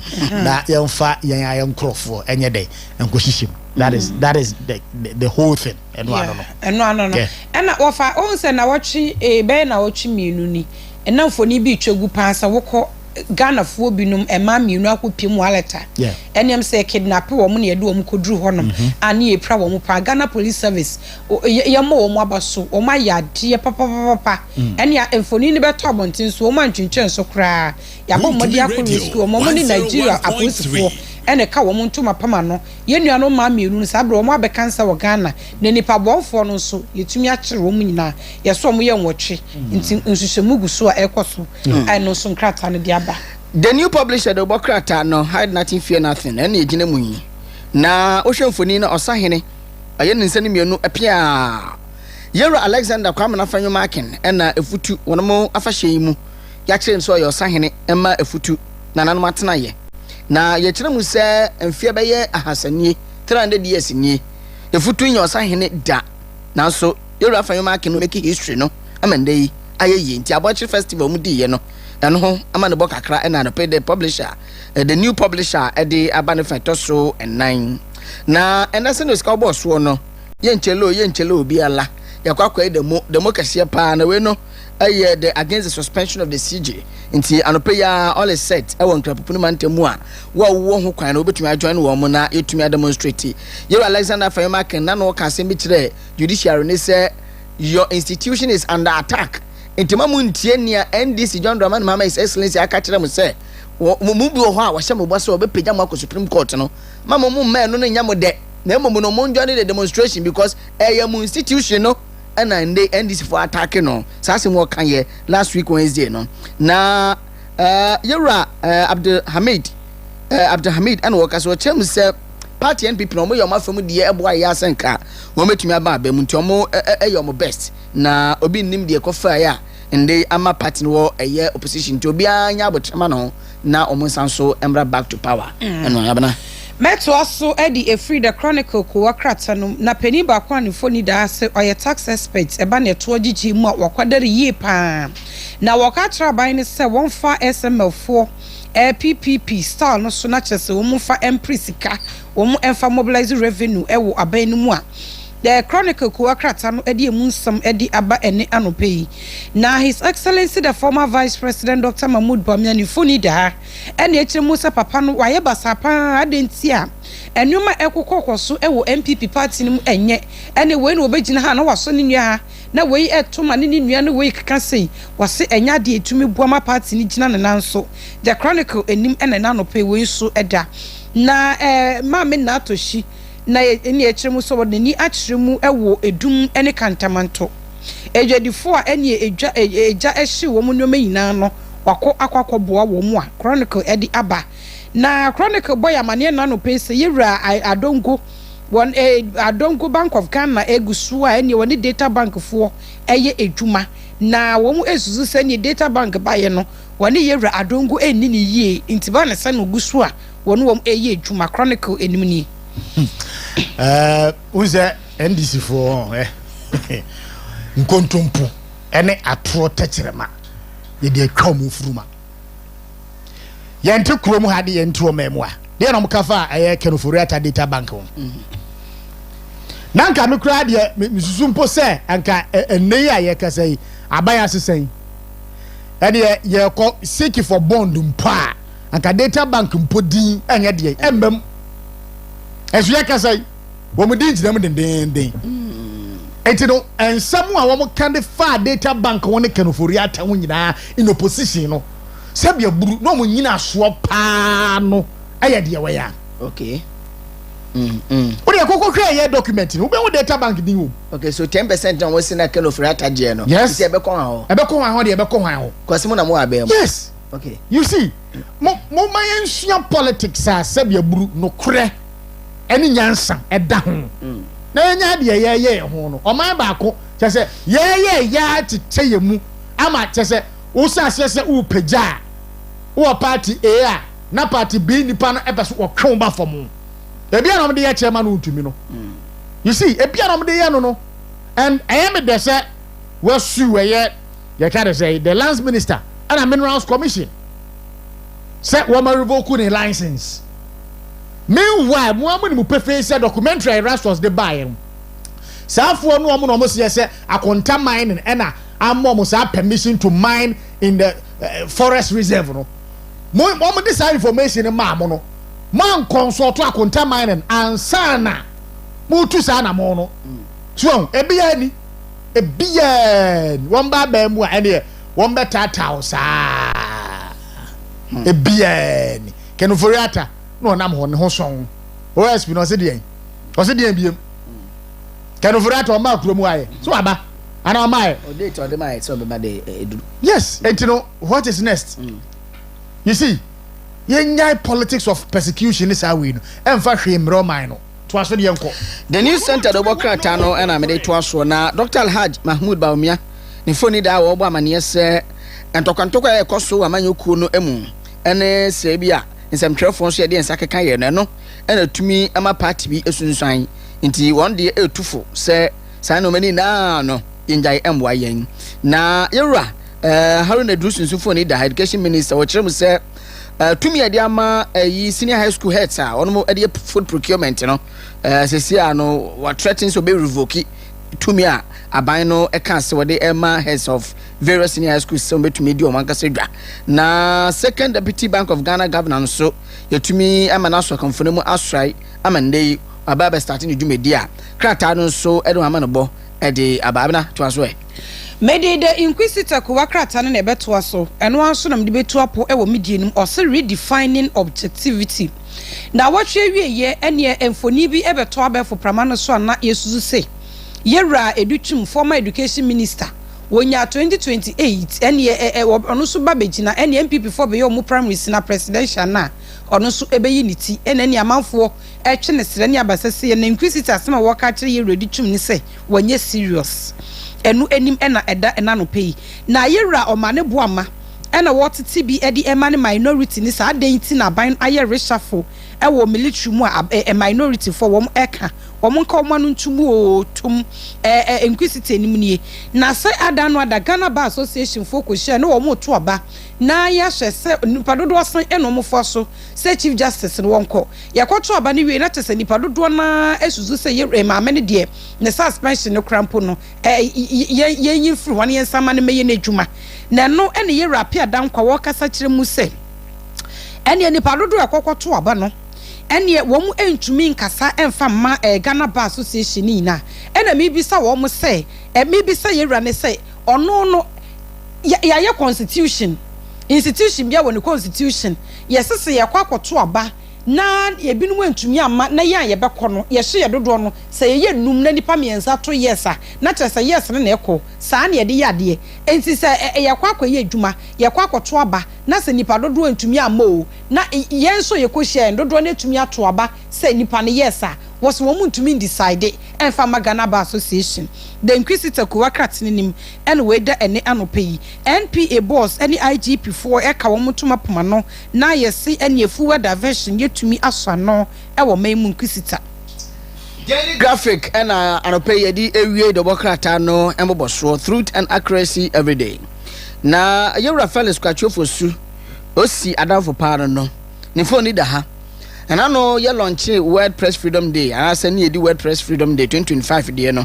Na wakoka sai e wase mama abasubodi eso ahodo ebinom jijiji awards ahodo ne ade a. Yero Alexander Kwamna Fanyoma kenso ekọ obi a.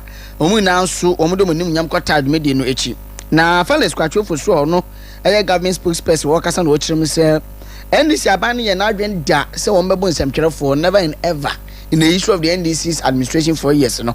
Wamon famun san kan sem training bia e wo manyim ti no mesra wo yensem training na say NDC ni bi din saka wa wo ho kwan se won so wo betumi a revenge san sem penfo aka se won famun san kan obi bia nti no sam so da ha krata no ekruche de ato afefe yensanda ho a ye na edidi echire na ministry working towards senior high school visual impaired math curriculum nti no Ministry of Education so hwe se sabi enanum bia omodi dem omani hu ade no so no ye be yo math curriculum ade ama wo mo na motumi so aboasua de hu ade wo ho mesuo mu eba no kontambo mu a na ne kwakwa mu no ye say contractor set new date for Ofanko Nsawom road completion nti am ya adoma ya dida foforo de abasa Ofanko ene Nsawom kwan tempo no wo metumi ewie e ma contractor ne de eda foforo e de aba eno eso ne agina na no pay de wokrata no emunsem dodo na ba ye no edi esiuska. All right, ma ye na mo ase papa na se wa many ampo ne nu aba mo trema ba ASN che wo hwe brand wa exactly 18 minutes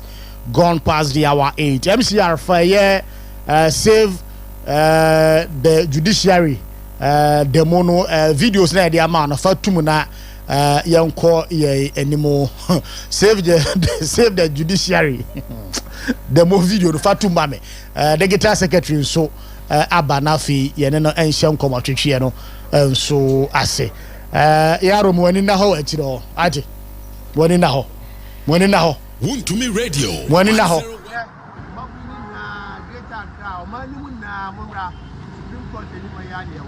ye be ye o ye kire kese de akire mahama ne na ban say tumi na e de man no the man is all for me some ye nye ba be some no Supreme Court Justice now, Chief Justice was suspended no. And then any or say or sign a restore no. The young Kaya say or person of court 3 terms. Remember so Ghana am ran a check, so we track for 2 terms.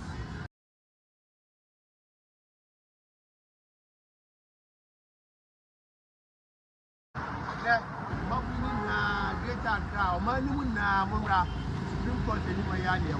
Ye be ye o ye kire kese de akire mahama ne na ban say tumi na e de man no the man is all for me some ye nye ba be some no Supreme Court Justice now Chief Justice was suspended no and then any or say or sign a restore no the young Kaya say or person of court 3 terms. Remember so Ghana am ran a check, so we track for 2 terms. Yeah, but we need greater Accra, Manumuna, Supreme Court anyway.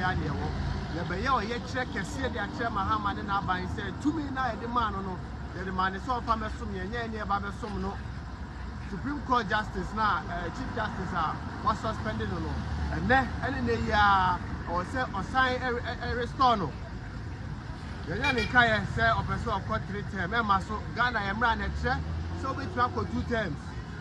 Yeah, but we need greater Accra, minority na amount platform wo mo ene protesters in be AD enkomo ya remedy sa videos ni nyina amount. I don't know why we pen kwa na uji na prepare the digital secretary of our time era Emmanuel Kwabla Tokonu NPP Takoradi constituency secretary wabekansa o video mu ase digital no pay. Good morning. Good morning Osika. We ba try to say amanadumo Yesu adome so me ho ye pa okramu kakran enye easy there but ye be dey weekend di not then na ye but yeah ye no enkwa papa ndi amaye no ene ye gina so aka say ye but ne nyina nkamfu ano de ba ye nyina no nche da nye papa say last Saturday na PRC for ina monkane abo ntumu ni so tum de bae na me ko to ka dia de bia dodo abeto no me to ade na me hwa de mame asade no say and then ye to ade no mu na say buo fam card mam na me ko fie me na ya no de ja me da no unfortunately we increase electricity sooner light no so light ni nyina ne so e ma ye nya bi nyusu Charlie, any nyai president mama 120 days in office na the other man no so called neutrals and this is your own now obi aye di no Maro Sanda of City News where post Twitter post in one Kofi Asare. Yes, them education is that's right, education rights protection that's right. They are all crying because of them so but we shall say true. That is it. The other kind, the NPP and some other political parties saved the judiciary demo. Yeah, because the Ashisha Suntino, Western Diamond Television, yeah, sure, yeah, some of the videos are free, yeah, we na see air, but we are Stephen Amwa, or Mount Podium, or ne amanfo edi enkomo de geta yen hye nkomo na simfan free ho John Mahama 120 days in office the current happenings in the country yen fa save the judiciary demo no enhye na yenko brothers that's and pay me nchi right na mintia wo ahwefo na wo editorial team na memfa nchi asronko memfa mother former Western regional minister and a member of parliament for Takoradi, Honorable Dr. Kwabna Ochre Daku Mensa, and Minchia, ne brother crowd in the Kanoho, or Western region here, Honorable Isaac Boama. I mean, Papa, the CCR out of the 17, I want 2, represent the new patriotic party, or region, right? The party leadership in the region constituencies in Yan support Yan Mohon, Abra Woli, Juma Sonko. No, I am an adma 2028. To me, in your dodo, Nara, Abacamo. Macandamia, Michia, the Western Regional MPP, regional executives, led by Honorable Ndedesia, Namo Boss, or OKT. I mean, chair, constituency executives, and a polling station executive, all the rank and file of the party.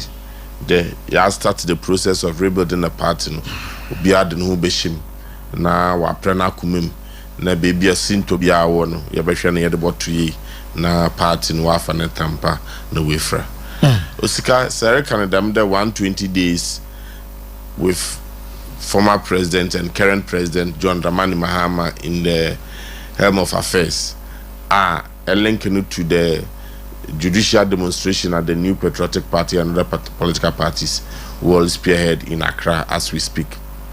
Oscar ni na akobane den onye bibiara mejidide edwuma de eye nanka eye mfumuda oman no for kwan bidu na woye den wo hwembra ho na wode tiam nanso eyi ekwana wode oye chief justice Mami Araba Isaba wonye refado no Ghana fo nimdiefo a lawyer fuku batan na all reasonable Ghanaians we hu there oman penia otsedo no oye ebor a obehye ni trim abra no wo opposition a ohia ni nuanom NDC lawyers who no catch on there. So what Musman na Adodanko Akufo-Addo, the then president of the Republic of Ghana, or the Judiciary no fadona, ono na do pede opack the Judiciary, especially the Supreme Court. Yeah. Intino otutasre NDC fu there. I wanna why lawyers na de no so one prepare one who down nyina no wo be de no botu mo serve or bench than wo be serve or bar. Na ama the next NDC government no wo bar I want to wetu mu enya chance na wa akọ. Na ono oba obe make sure that wa purge the Supreme Court. Yeah. In other words, oba ono or the NDC judges baba bishim. Nti na wahwe most manyamaro kwana wo hu there the Chief Justice I was suspending ono why impediment for the current government. Nti akwan bia oba for the biara no oba for do no way. Uska the mensam semi bay President Mahama opodo jina ne popularity onye wo 2024 election mu no take advantage of it na odiyi Mami Chief Justice na oyemedo there enimdifo wo man mu obiara ehu in between the lines the mo boni in a President Mahama or here especially even though make the Ghana Bar Association wa condemn no why catch a president no more than on reverse them decision. The largest union association in Ghana, that is the Trade Union Congress. Yeah. On the 1st of May, now one the President Mahama, what President Mahama in him no what there. Mr. President, the Chief Justice here for kwan bi do na pede yinifi wono. E kwan nam do no dangerous. Ana oyehu. Na hoso ye tro. Na ye nim na ye mistake na ye pattern na ye koto dam amunanima. Omano ahanyina yentumi yentinim into watoto sren onhwe non resign the decision. So bete so nkote oska amede de bia meka sabonsam be hwewuma e kon on execute na adwuma nwie ya e di agra mo obafi mu no kire nyankopon wa aba na mrejidi de the demonstration or record dem ma woje permit to police won e na ade ni nyina no wo be in peacefully no wo be send a strong message to the sitting president John Dramani Mahama there. Mama on fa a kwan bonodo no fin treat mami them on fa no fa them kwanedo osane there.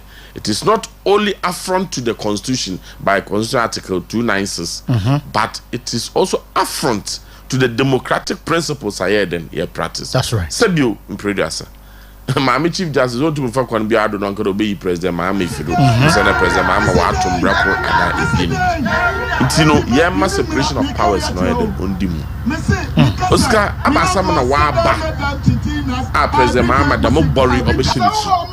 Look, the NDC led by the president Abrano opposition will push a narrative no will create impression what damn Magana for there na do Danko Akufo-Addo beno wa appoint Supreme Court judges 18. To be frank, wa appoint Chief Justice 3. Osika na do Danko Akufo-Addo, the records are there to show there na do Danko Akufo-Addo boto Supreme Court judges, including a Chief Justice, were 14 in 2017 January. Was saying another down Kwakufado no. And now Justice our Supreme Court, including the Chief Justice, were 14. Olivia Benimuno, and still were 14. Yes. Now in between 7th of January 2017 and 6th of January 2025, almost 18 justices are burning.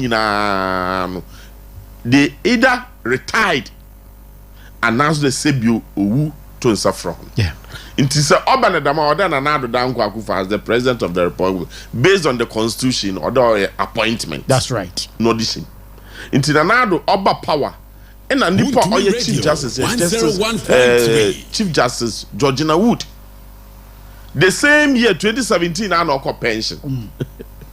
Oko pension, and our appointee, or Justice Sophia Akufu as Chief Justice. Yeah. Within 2 years, no also call pension. Oko pension, now Nanado Danko Akufado, or appointee another Chief Justice. Oh yeah, Enimia. Yeah.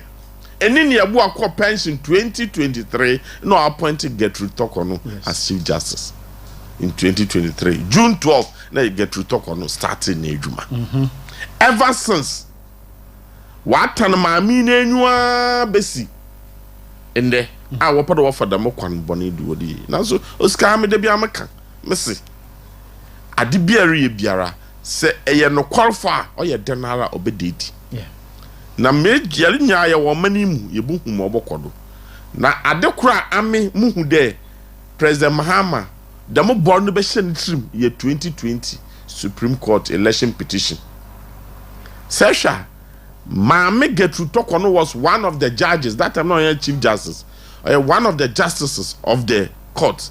Obisa Asiedu Nketia there, Mr. Asiedu Nketia bo court no.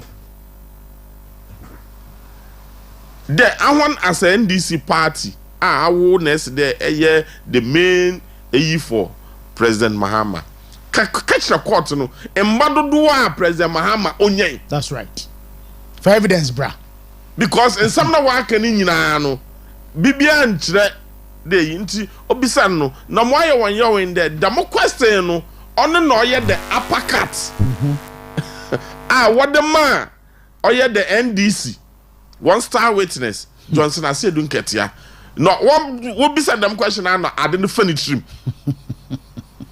No finish him, no, not there. And when you put there, electoral commission about bet in the boxing because one casana does am about quarter.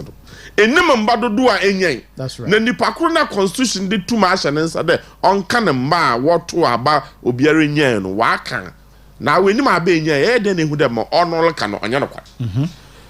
Nti wogina da me no do na ade ni nyina no wo de judge nti oyada wo fa da ma eboro no wo de hye won trim no wo yeyi na wo na adwe no so ye de jama Akufado or appoint justices no che de oye NPP fo ma me Gertrude Tokono ya yere kana asemi obaye judge abrana President Kufuor owodo to be frank or distinguish no ho in such a way there President Mahama President Mahama or promoting in 2012 or the no call appeal courts. I brought President Mahama your president. President Mahama no appointing into the appeal court. Akufo-Addo in 2019 promoting from appeal court of appeal on no call Supreme Court. And sana later my Justice Niyeboa Ofihono no appointing Mami. Why you di nedwuma na Osika ade krumpa ame waya mo wanwa wo oye petitions a wode koma maami a wole gina do na was there wanye na adwuma ye police ni a oye lawyer ni o starting the case with sekendi where the case now no the appeal court wa call oye Supreme Court na 5 justices wole di asam na awudam police ni eye nyaamo ho e de kire the 5 justices of the court ana Justice Poaman kan ho Justice Kolende oka ho no wo di asam no ye nyaamo ho ma Justice Paman otu nanim Justice Kolendi otu nanim Chief Justice Tokono so tu nanim no wo wie no wakada ekwana efado epede ede nyame nyaamo ho ede kire dem Supreme Court or your contempt of court into what not to cells 2 hours oman penyin enimade ebe di oman penyin 4.5 years da men there listen di 4 years obi tro da ma di ya ese it constitutes a prima facie case. It's one for suspend the money. Osika, no, you bet your quay na your bay. Osika, yet now on many. Abra 2013 Supreme Court. No wali di Akufo-Addo. Jacobete Bilamte. Bawumia Dr. Mahmoud Bawumia versus the NDC and Electoral Commission. Or court election petition. Onumpono on your courtroom. Oya sama se John kan o radio do onye courtroom oya sama oya Samia Wuku o kan o radio do oya asambia eyi kan oya guy you know newspaper Ken Crunchy o kan o paper do o to newspaper to me radio 101.3. Then Justice Atukuba led the court to invite them to the Supreme Court. To the extent that the man some no work can crunch in a New York road, I won't go to prison. Yeah. Sir John Ness Samuel Ukudi, what you want him walk court so. Onumpo one kade. The justice no wa commit an offense. I will bet you not do no way in this few. Now so Oscar no quarrel woman in there. I never been wa we feed the public service no. So or serve ankwa no one adwen there I'm na me senior nti I'm not the way Chief Justice I'm na me senior nti I'm not the way Port Director I'm na me senior nti I'm not the way Minister I'm na me senior nti I'm not the I'm na me be actual nti I'm not the me flag bearer. That is sometimes most of the time the notion of the Ghanaian person. Yeah. It's echo Supreme Court wa onam the baffle born in one year Chief Justice no we no oye get to talk on Chief Justice no adena ye won ye wa ma o kire wo ye hwiala on ye den onye yi but ehwe in history so most of the Chief Justice are wabesin konina they were not at the time of their appointment as Chief Justice no they were not the most senior. Yeah. Only 1 or 2. And it is the prerogative of the president, the certain president, to appoint whoever at the Supreme Court as the Chief Justice. Now, so Ghana, what about your politics? What about your politics? In there, Obiwa, I say, no Justice Tokono, they new ruling. I've said this countless times. Look, no Ghanaian citizen should go to court thinking that or the Nankasani judgment or the court. So one can say, what judgment? They don't know man court. Yeah. Say him judgment now, or that way in your favorable judgment or then don't go to court. Do you some of you? But so far as I recall court, no, as some no, now judges no one and our justices no one you will be. Or you based on the real facts at the bottom one ever present. No, but say the other parties who want some no the bejinado no wa hwemra owo no de di asam no. Say it meet the threshold na so wa asam oye the one we di am onye the one wundi mo. Oscar. Okay. It's in army demonstration at the New Patriotic Party and other political party wall here no. Or a good signal to the rest of the world. The look, the Ghanaian people will not allow any Ghanaian president to put the judiciary in his pockets and control it the way he or she wants. In this case, President Mahama up there, on them the way control. Or control executive, of course. You can only control executive when they vote for you. Yeah. Nadia no control legislature because we get a majority in parliament. Now the only storming block, so what boom brother, the only place we stop 1 year. Supreme Court. Yes. No on them into onimde ma me no ono odembra no de ye adwuma na Supreme Court or embra no de adwuma into for them to control that judiciary no or the way the Chief Justice edi. Then we control other ones na nipa onye ba bet na ho no wa ye the burden of the president. Yeah, the same person or criticizing Akufo-Addo of parking the court. Or by less than 120 days, or to my appoint 7 justices to the Supreme Court. What are you trying to do? You are only for failing that someone I catch who end these lawyers. I don't think that is the case. One asama waka to Justice Tokono no de in there. Justice Tokono will propose a man Nana Addo Akufo-Addo, the then president. There, a Juma do to our Supreme Court no dosu. Now justice is 14, no. What kind of will did them insomnia? Will take 4 years. Most of them so or judicial interpretation, constitutional interpretation. Into them so as some not chara. And I know down why them oko into no point in for justice by 5 on fan count. You 21 crown one kebebwa. But ono onya for 5 on count. No onya 19. Oscar President Mahama say hey. Mama na bomusuo. Mama no abomusuo. No. Wabomusu May 24. Yes. Some of them are Mama na can do you know can mass of no cry. To be frank, petitioners are what the man, petitioner what the man President Mahama. One of them here the massimi. Mojina was what the prima facie case into uncle suspension. My President Mahama Pokera no or there yeah for can be do cap the Supreme Court to 15 justices. Yes. Now, and more other political parties will take advantage of it. Now, power 2025, less than 120 days. You now on the same Yinama Americano, I appoint justices 7. See if I count. Nanya 21. Nanya 21. Near Okasatia. Tiano. What baby, yes, I Mammy one and Cassan Jacko. Eligina do ne de Yimaminedi. Eliginado ne de yima minedi. Meanwhile, Ejina the man some na man can no do. I appoint and nominate 7 justices from the appeal court of appeal. Oscar, clearly, I mean who the President Mahama, he's only kowtowing to the hawks in NDC, thinking that the judicial will do their bidding.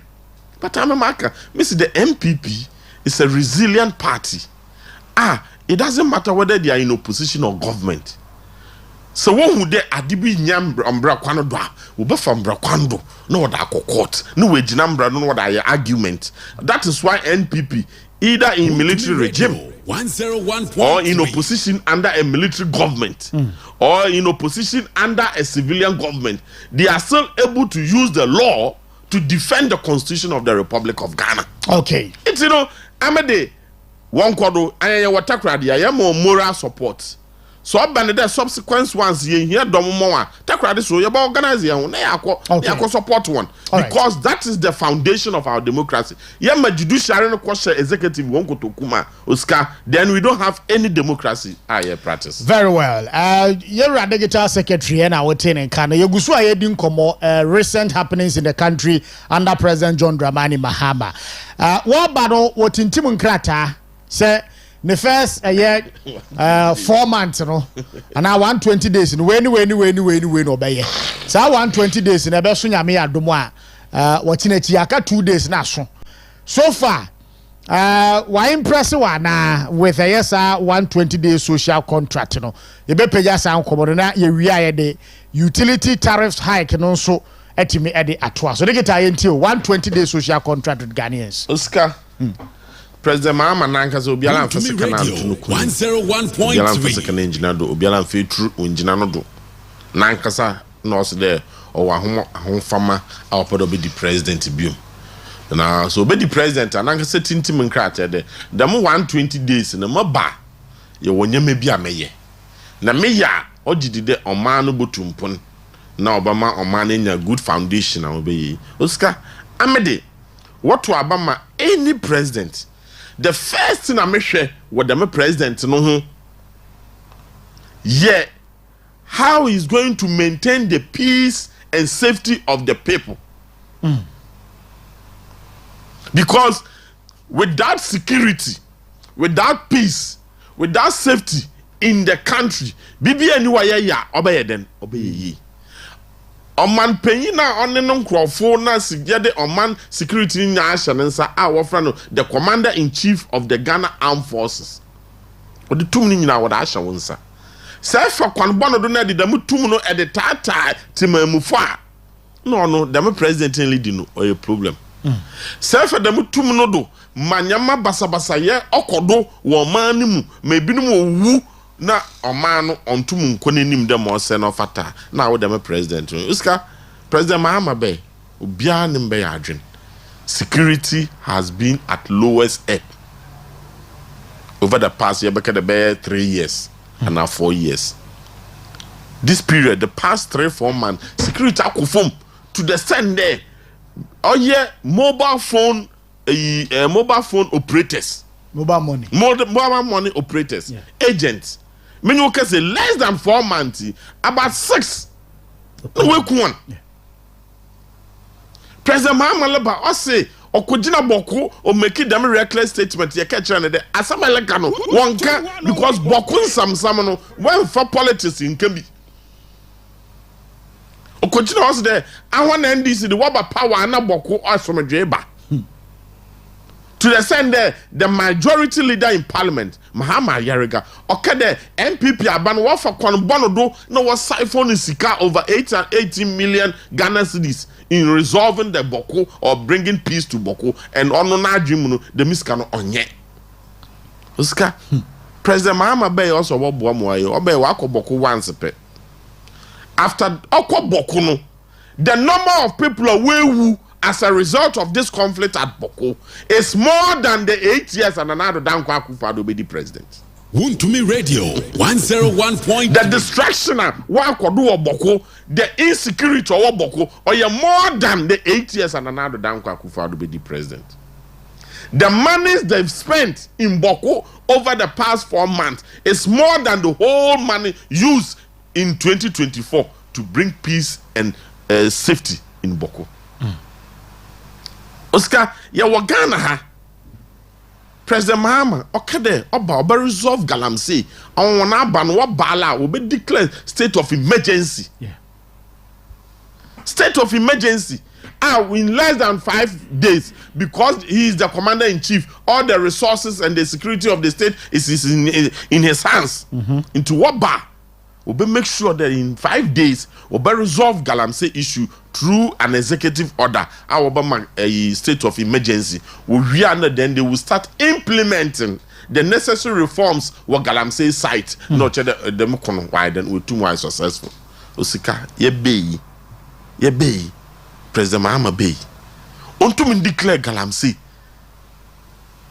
the state of emergency and Ankasa Bay also or the executive order of the Bay. 1 to 1 here.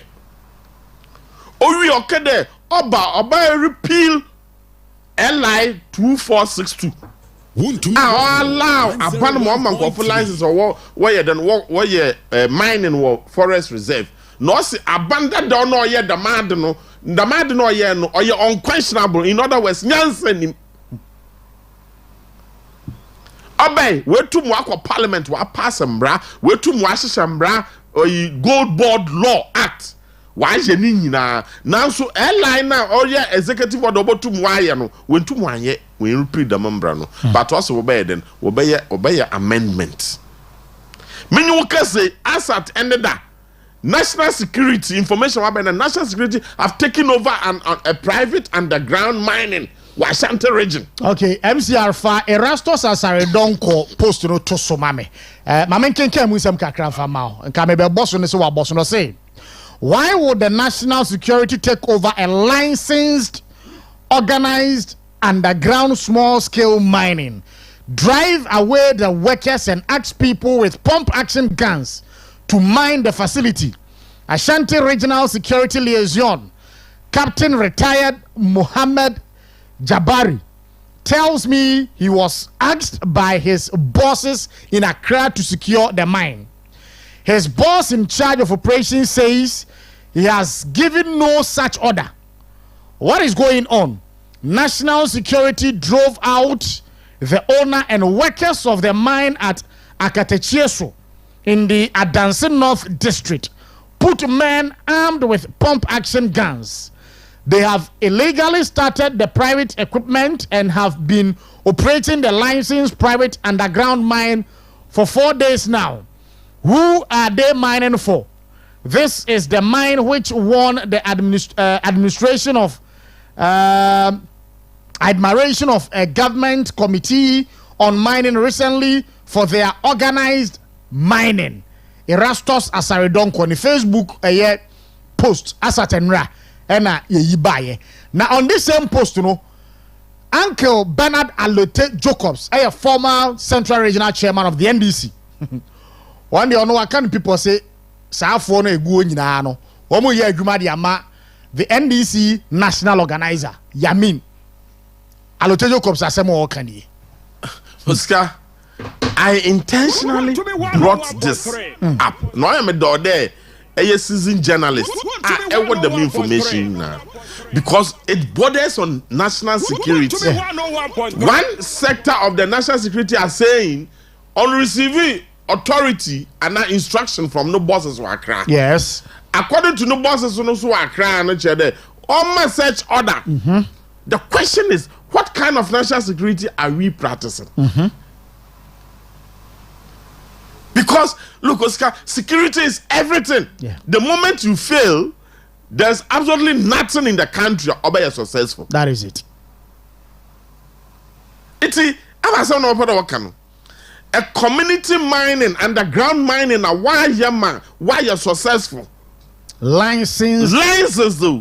Through the orders of some people, you know, why drive the monk so you can imagine the investment at the more private person others yeah. Not because on the altar of political convenience, you know, what drive away? What are you trying to do? What are you trying to do? Oscar, you can do all the social intervention. When you get security wrong, you have failed. Radio. When you get security wrong, you have failed. President Mahama, as we speak, the security is not in his hands. Yeah. The security of the state. Only national security. Obotuma abuahian obiani fie. So the monk of Funumpo, so why national security for no quarrim, another onion no quarrim or your problem. Yeah. Because why are didn't we are instead of them to even inform the citizens, you know, when you inform them, yeah. Don't I know yet today? Wow, national security for Abuayan, Osikani fie, national security for Abuayan, Takoradi fie, Waransak fie. So what job a day, so Takoradi then, so Sikaya then, so you are then, Obiala Nimoshi, and I know why you walk. Inti, say unscrupulous people, if they come in the name of national security, we be the demo one on one. Free Obiantimi Yomu. Oscar, President Mahama, what is this? This is not what we bargained for. The resetting is not this. Oscar, another thing on security. Look, Ghana ha so de biara oko aminum, oko so de adwuma ne wishing the obotum wa ye adwuma no wa akonanim no wa be 4-star general. President Mahama what about the more? For the first time in the Fourth Republic, a president want to about more than Obeya as a 4-star general for one known to be one in Yejuma, Obialon Kofi. 3-star for no one in Obialon Kofi, 2-star for in Obian Kofi. No, or appoint chief of defense staff from the 1-star general. Or appointing in in the army, the protocol is that say I appoint Obi. Age group of one call minimum one the same rank. No, them they cannot salute him into no other way than pension. As a result of that, over 58 army generals are on the Okufi. The danger in this, Oscar, if you know how unprepared the mind. No, it doesn't matter the compensation at the moment, no. Unprepared in mind, and you know that security and or a well-organized institution, Oscar, without any shred of that, I can tell you, effort the most respected institutions in Ghana, and to me, 3 for arming count. Yeah. And to me, 3 for arming count. At the back count, because it doesn't matter they are small lapses or in the public, they are well disciplined. Into were prepared to be frank. Your army generals in the no when your UN appointment. As a result of this decision, the Mukofuni in another way then how can the president be so insensitive in this things? Orma, the security of the state, no, then or before security before mama, the United States, United States. Oh yeah, one young from Ghana have a foreign a ministry, and I State Department. Yes, where you should travel warning to the American citizens. They obiara to Ghana bagane bia onye careful. Yeah. For the American intelligence to prepare documents to the State Department, my president or my State Department will release notice to the American people there. You people should be careful when you are traveling to Ghana. It tells you, Osika, our security is in danger. Yeah. The American citizens, well, the holidays were Ghana, otherwise careful. Look, Oscar, between 2019, 2020, after COVID, you have 2021, the number of tourists are within America, where Ghana water and Ghana through the cruise ships. Yeah. Thousands of them. To be frank, Abandana the Dankwakufa, the Woye, Oye Elmina. Fishing harbor several times in a vessels harbor with at least a minimum of about 1,800, 4,000.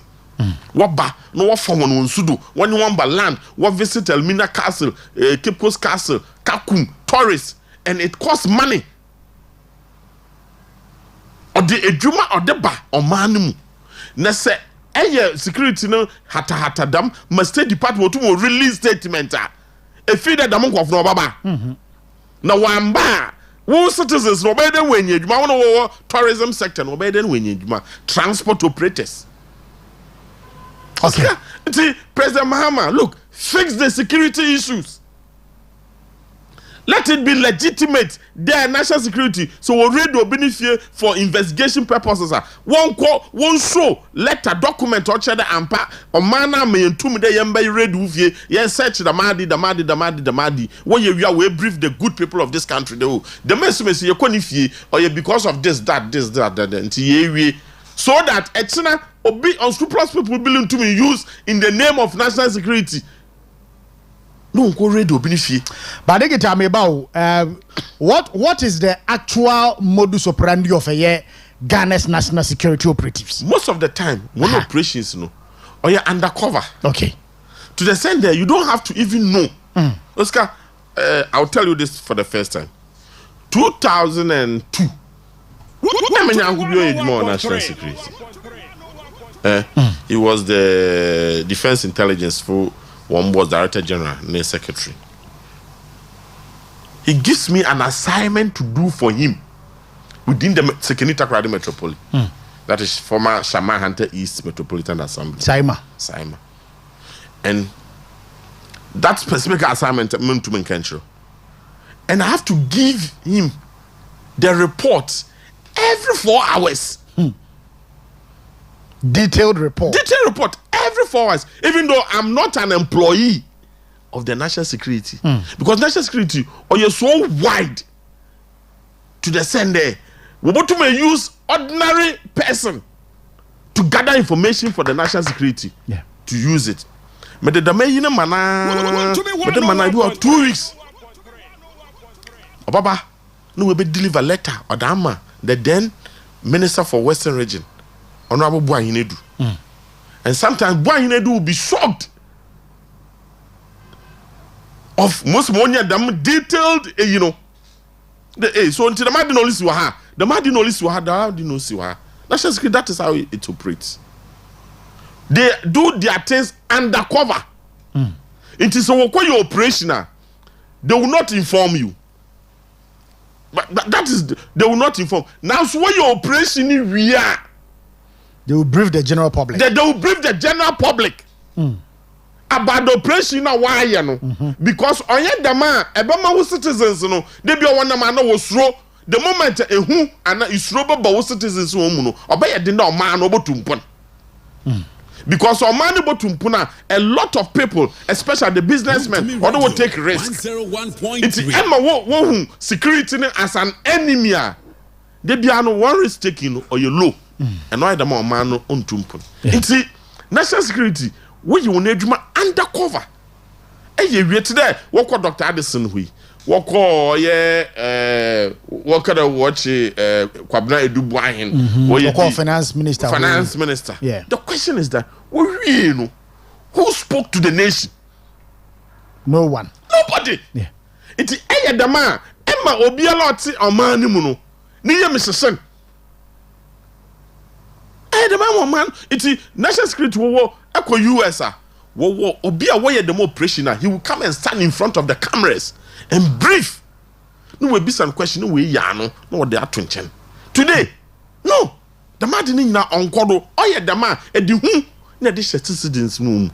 Since ya, and no be or stop. Oh, yeah, where you can't national security. Hey, pack. The journalists on them baby. Wako Jinenu or local security operatives. Where you park your car, watching when you call.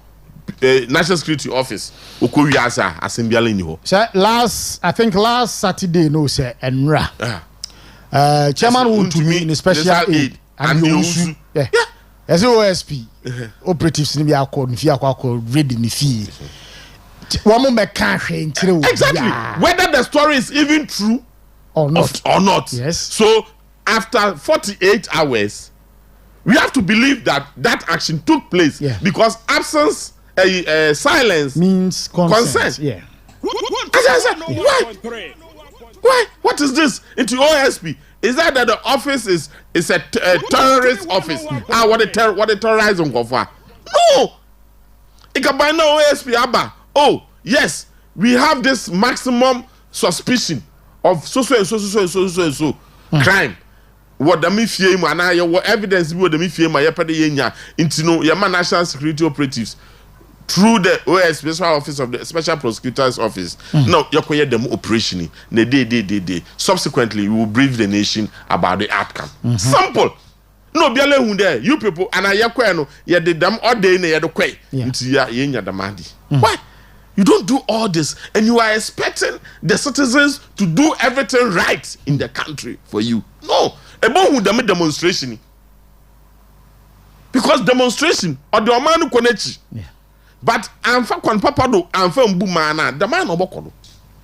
And at the end of the day, you are a dead goat. The question is, it's not about you being a dead goat. It is about you killing the economy of this country. Yes. Through indecisive decisions. Damanoti. It tells me security. So far as a fairly security, a fairly BBR. Okay. Hikes in electricity tariff and water tariff. Yeah, why? I remember the then minority spokesperson on energy, John Jinapo. I say, Akufo-Addo ne fuel prices are fuel, electricity utility prices are increasing. I think March or April of 9% to say 5%. Also, your Jansen. Now even the electricity is not available.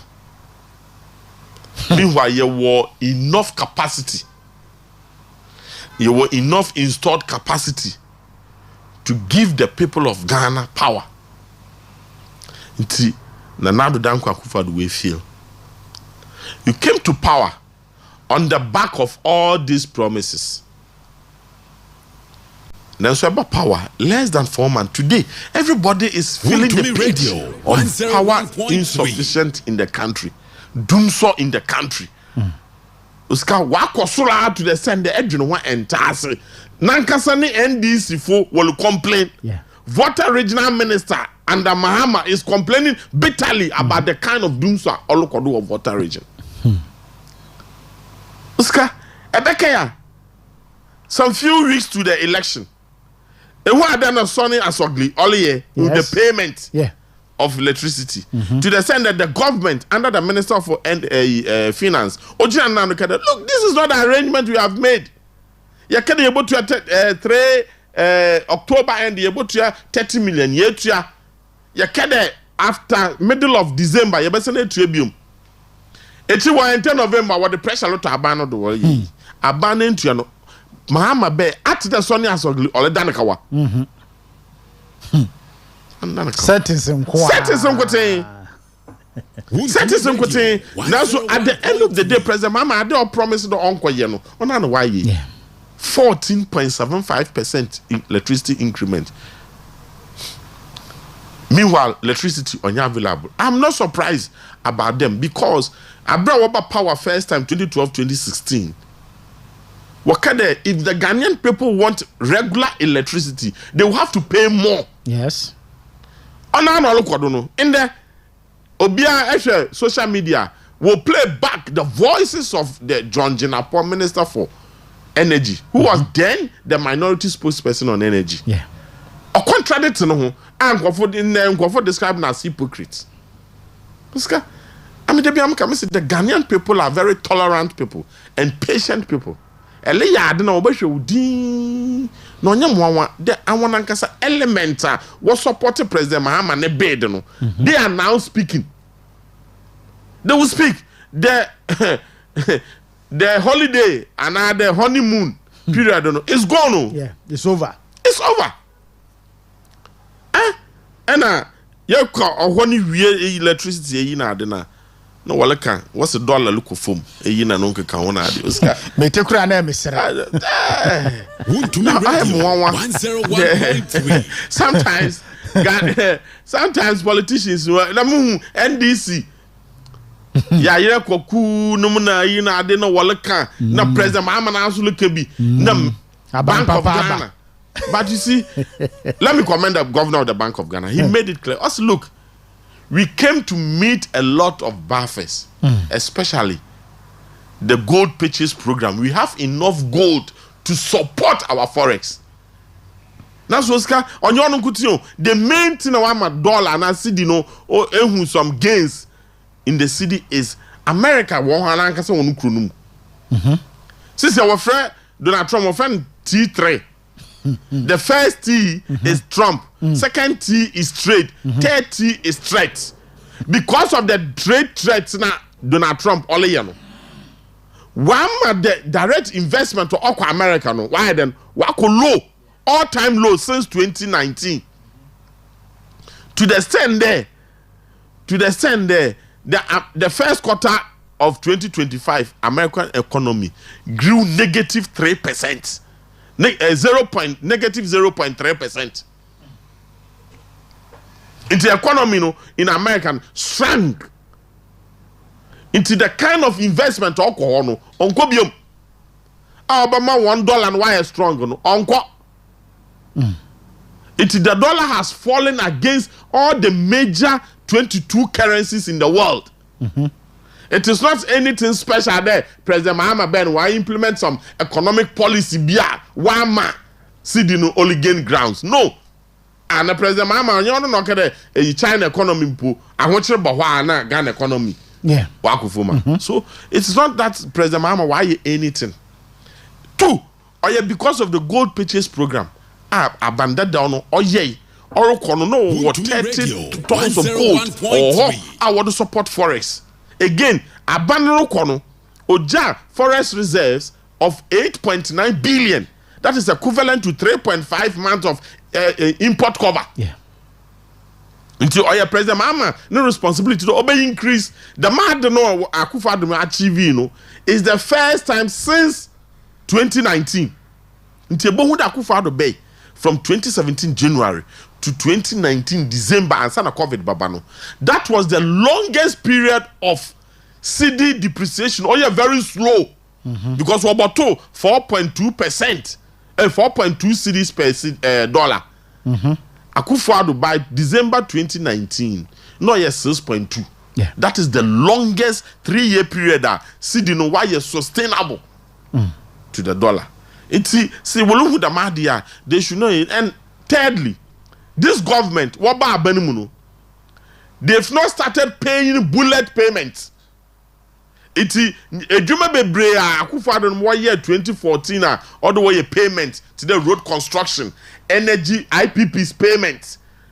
You will do some because aban no ontua independent power producers na kaw ontua wan kaw so I started no lutua road contractors nessa da mon kofo no oda won so transfer sika wodo ko one parent company or outsider ho enable the pressure na eden oraba yeah sisi ade banana why the water to wanyama where some investigation about some of the road contractors na ina ade woni djuma woridi no was started will make bullet payment Oscar in a system no be exposed because me no can say president Mama Bay 4 months ni on construct any even 1 kilometer of road na nanka sample one road contract be ala contract yeah all the contracts that are going on are existing contract from Nana down Kwakufado na beni banana wo be ye tender na no keka ho na ade a wo be ma contract a wo tua contractors ka until you cannot say there I be your policies srunku bi me the president look at there because of the physical consolidation now when I started there president Judiciary 2024 we meet one target in Pomo Brodo. First quarter we meet one target more brodo. Inti awe be how many months taxes na agege we tum fiscal consolidation mo odimu mo onya effect positive effect we see do. No, it can never be true. Now so wale catch rain. Na ni nyina no amemekede that is what we bargain for as a country. Inti say we dum so ma or the tase. Okay. The ahenankasa na yakofa abotu yando. Very well. His Excellency Dr. Alhaji Mahamud Bawumia MPP, thank you, Tono. Kakran, what they call anymore, Nessa. Now, during one of a year, the Tono na or say, the New Patriotic Party should be resolute for elections 2028. Dig it out. And some year free Dr. Alhaji Mahamud Bawumia ho abay. The Dikayenche, Emudro to say, now how will it resonate with the grassroots of the party? Osikani from Manso Medasi. Wuntumi Radio 101.3. Our national executives, national council, regional executives will spearhead them. Thank you, Toy. It's extremely important. The over 4.1 million people are what to about whatever the New Patriotic Party. Party, based on convention or the walk around, walk dasi. The over millions of party people are sacrificing one sika, one time, one resources, standing in the sun, in the rain, in the bad weather, to stand resolute for the party in the 2024 election. Yeah. Not Ose, not Fatade. But led by the flag bearer and the national executive, all the 16 regions, no one the one as. But Uska, you lose power. No. It was extremely important for the party that as a convention, or was said committee. No what share some of the many reasons in you lose power. No what document, no party, no what jinado. No way too what I want what I am to trade for. Inti party no. Based on the Michael Quay committee report, your aspect or your governmental governance issue, your aspect or your party issue. It's what you took no thank you to. Then say or your party issue there. No, the chief spokesperson of the party will have to speak to the party issues or contribute to you in many ways. Or my party no elections. Then the vice president, who was the flag bearer, I know what Abanimuno, he would then have to speak on the issues or what Abanima or Kosi and defeat. Yeah. This is very, very important. Because if you are JFK Kasa, obviously no, as some JFK can order Bawumia Noka, as some so Bawumia can order JFK, we don't have to contradict the two. JFK is the general secretary, the chief spokesperson of the party. It is a report no your party issue. JFK is the right person to speak on it. Two, say maybe wa abanim party no win abana. The right person to speak to is the vice president, who was the flag bearer of the party. Yeah. It's in the Obama when the Obama there. Look, one of the areas a encounter what reports him is the arrogance of power. Domestic debt exchange program or your government policy or your e-levy or your government policy. Yeah. In a no one can some of the constituencies or your strongholder, ebia no one road network on ye, no one expected all the year to me ye. Ye eba Western region, especially as Takoradi, the people were expecting they able to me aye interchange in ye. Yes. Or they here to me aye market secretary ye. It's not had a reflection in the report, and the best person to speak about it is the vice president. So vice president can look, in spite of all that has happened, na ye sheduma ye young colleagues in the because a president you appoint about 8,000 appointees. Yeah.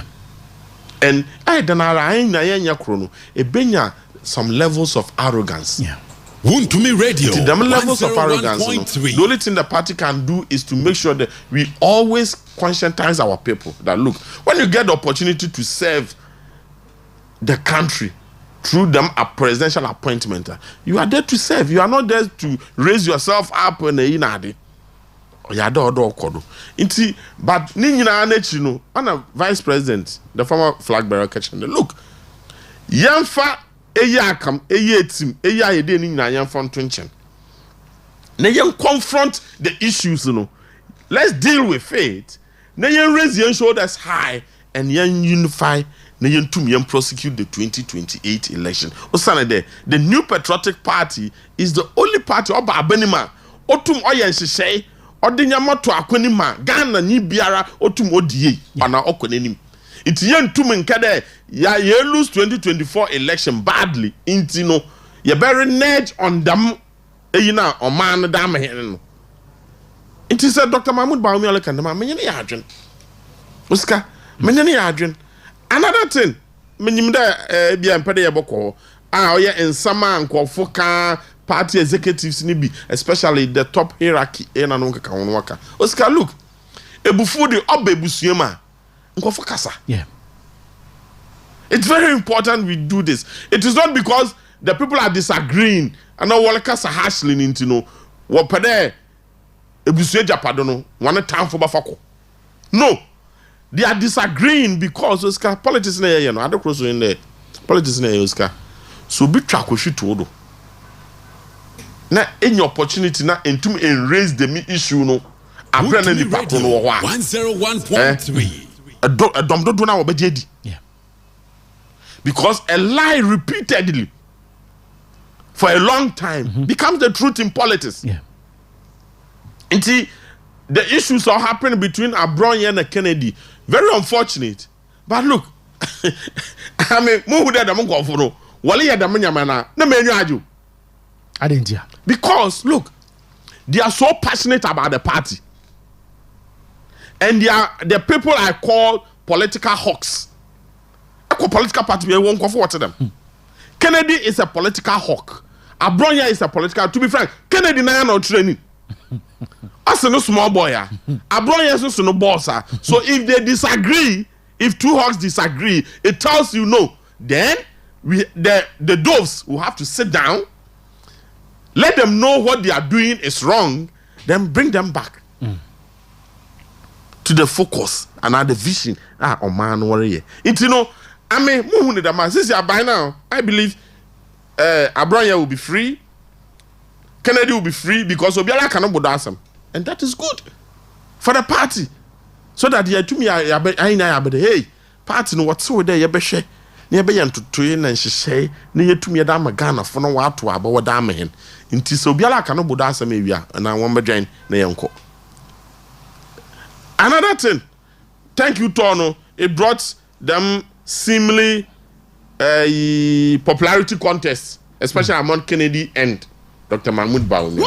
To be 101.3. Oscar, Accra MPP, I am always proud about is that MPP, it's a position between you will get people who are ready to come out to contest for that position. And that is good for the party. Because say ewe busuem na ebusue pain se bio nyame to nsa friend ana bibi nti ebusue pain ntumi nye na adwuma biom na obi asem ame ebusue pain na adwuma na de obi awo ebusue no mo asem mpe o che de ebusue no problem wom but enya dodo nkofo dodo mo obi areka de am so nya ebusue pain na motuma edi na me bam damadi na me ya no che de yes ebusue no are very vibrant even in opposition people are prepared to do anything for their candidate to win as flag bearer of the party. And that is good for the MPP party going into 2028.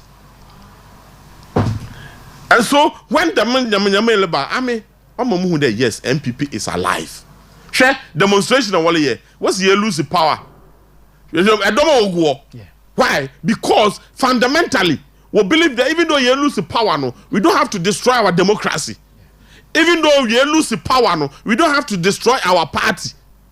It's obia le Canadian there, them calling or they follow. Now, so yeah, the man in elect all the necessary officers of the party. Now, Adjebro, Bibiara, what to yes, personally, I have my own standard. I'm a pedamuhuni pakrobe obelidian. I mean, I'm a standard of my set. So I am opportunity no them to abamidi ya. I will vote according to them standard na my setting. But for now I'm listening to all of them to know that you the 2 minutes one side and for 2 minutes go diagor. Damanoti and thank you to is to also revive the party. There yes, you lose election 3-4 months. Yes. You were young party funi bi ha wo fon we adwuma where you want edi. Why you Juma since 2020, 2019, 2017? Where you want to? We have to inspire them to work for the party and to win power. Them wait to come baby no on for Bibiamba. Look, and for especially Dr. Mahmoud Baumia, he has a higher responsibility for being a former flag bearer to make sure that about to anamoni bebrea Obama the unity of the party so wide and waba. But of course, Oscar, leadership is complex. You can do so many things. You can do so. You can do so many things, but nipa kuno kada omwa. Yeah. Into odesele den ekonim. But I mean, MPP. One of the reasons into our MPP is that our leaders are courageous. Ukitakukudur, when you brave, in the sense that our Benima about to take the necessary policy directions. Even when the party itself disagree, the leader will say, "No, this is the part or the yoko." Yeah. I remember President Kufuor. Over in the first 3 months. No one nominated Osafuma for the finance minister. Nana Danko Akufo-Addo as minister for justice and attorney general. Papa Usankuma, the majority leader. All of those no. What's your economic direction? I was there. No. We have to declare HIPIC. The finance minister then in cabinet disagree. Nana Danko Akufo-Addo disagree. But the truth is that we voted for President Kufuor. As we voted for Nana Danko Akufo-Addo, we voted for Dr. Mahmoud Baumia as our flag bearer.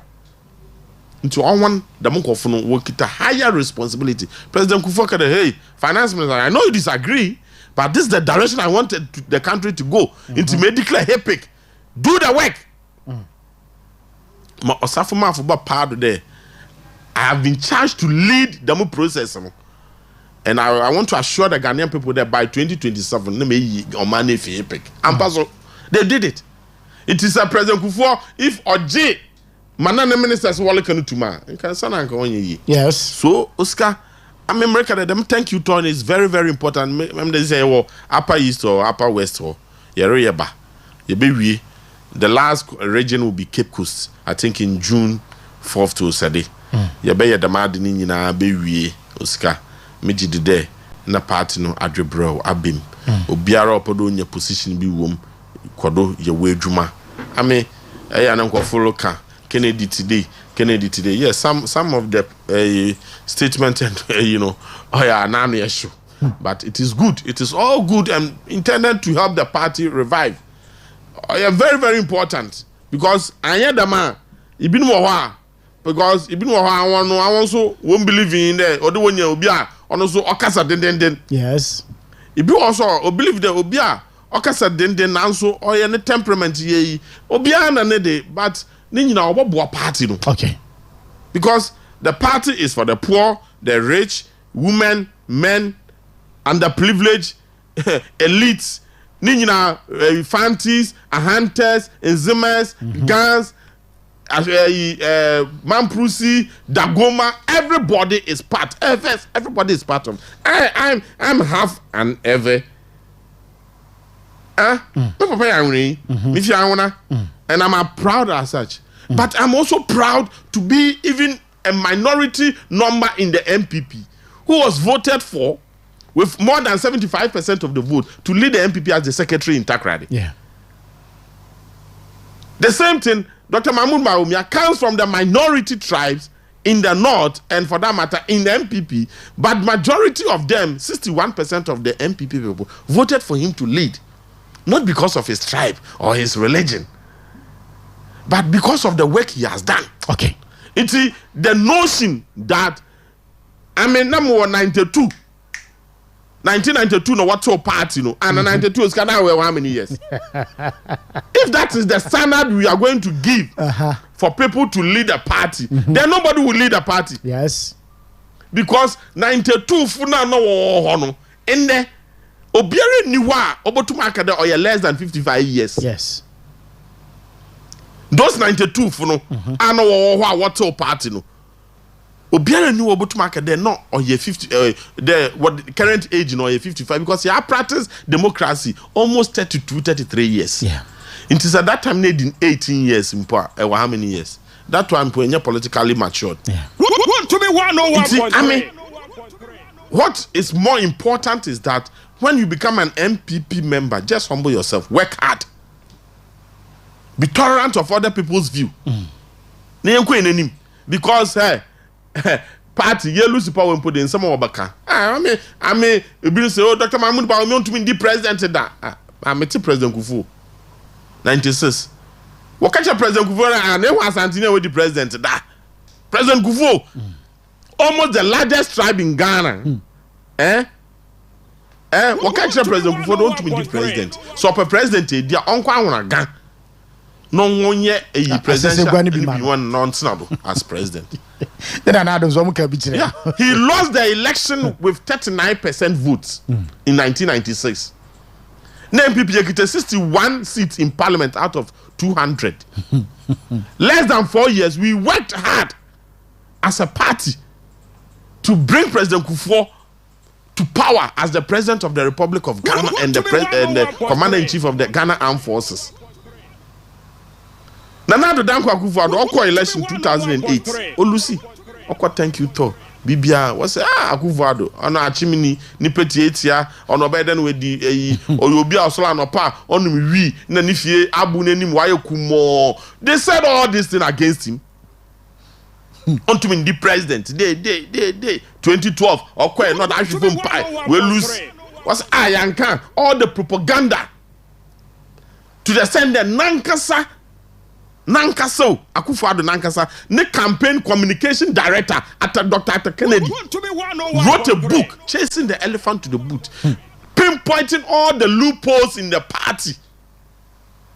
In his book, not Tony, not the Amazon, or Tony. How can you be so wicked to your own party? Now, throw the man know about your own party. Now, cotton to get money. Wuntumi Radio 101.3. Akufo-Addo one power. I mean, Oscar Adokra mean life. Success bring a lot of people to you. Setbacks drive them away. That is it. Until you remain on your own. Until you remain single and allow God to speak through you. For a very long time, you will not have the courage to stand for something. Okay. It's me, Dr. Mahmoud Bawumia. Mampada me catch na in there. And someone go full can and to me the president and to me a day. This is the time for you to speak with your God. Be single. One could say it's no. Assess yourself. Unreflect. Be bien. Because to be a leader of the new patriotic party, on your easy. Yeah. President Kufuor, Olusu 296, the then majority leader, JH Mensa. Okay, now one another banchi kwa habem one banchi kwa a marketer, no one ta. No di be feel all pro obesanda ko market bi. At the end of the day, the misstatement, because he was contesting J Kufuor, nankasa na eyo na kunta. Nankasa na kunta. Okay, the man some trend. At the end of the day, President Kufuor went for election in Sunyani, no winning. To be frank, J.H. Mensa did third. Akufo-Addo did second. At the end of the president, they all worked together to win the 2000 election. No one appointed J.H. Mensa as the majority leader. Akufo-Addo had his own problems under Alan Kudwe Chairmanti. He had his own problem. Disagreement, how to move the party at any given time. You have, if you are the supposedly leader of the party, you have to get somebody to be at your back, not hate you, so that you can be strong and believe. Dr. Mahmoud Bawumia was who in Kennedy. Dr. Mahmoud Bawumia was who in Kennedy Japan. I will encourage Kennedy Japan to hit him hard, so that Dr. Mahmoud Bawumia will be strong. Next time, on your president, dia only take decision. You know why you're resolute. All right. I hear them. Enya bibiala on the silver platter. Baba bet no. Na take decision trala. About to send you a take decision trala because why do you do? I would win. No. Your own people that will campaign for Dr. Mahmoud Bawumia if he wins to become the flag bearer for the 2020, they are the same people who are criticizing him today. Yeah. Digital. My nase papa. Na yes also ma benchi Ebenezer kitchen for. Pamela. Ya juma no mame. Mambo deny trio. Ya papa ya ba. Ebenezer kitchen. Pamela. Wuntumi Radio. Asamatu anope mi chia osron. Ya chia de pa. No chia no. I wanna mommy nyina. No popi mi chia on. Ya chia mu nyino mu ma do nti ya chia mbo. So chance. Enti no. Nya sa sembeto. Ya wie ba. Ya ba o. Ozama ya fa komo ni nyina no. Ensi ase yenda the guitar secretary ase papa passe otimije bre na wo be kansa ye di wo man Ghana ho enkomo amamu no ho enkomo afi nso no yenda chairman wuntumi nso ase anopai hura na mu huru nyina no wa be kasa yenim se ne kasa ye achi no asomdwe mapa enso ebetimi aba wo eye chairman abronje na afi honorable Kennedy Japan so entemo ebusia da production team na ase ya me muso on TV no ya the movies ahodo ani efe somo on radio no so ya chew say ya nya some technical hits kakra no technicians ni guso mo ye ho adwuma ase no ho na beba no ya bema waso ate medin di Osikani Frimpong Manso betina mu de ma berma ba na kunadu abupra production team no aseda kese enconfirm mo ochema ba na lead production no abna thank you Yaro thank you Same thank you Kelly, thank you DJ Bone, thank you Mana Prek air technician on duty. Ya me muso. Adumbe dumi ya nia. Wachina aye benada. Inshia na nkoma kanyina no. Yemfa ntoaso emfa mamo. Good morning. We are out of here.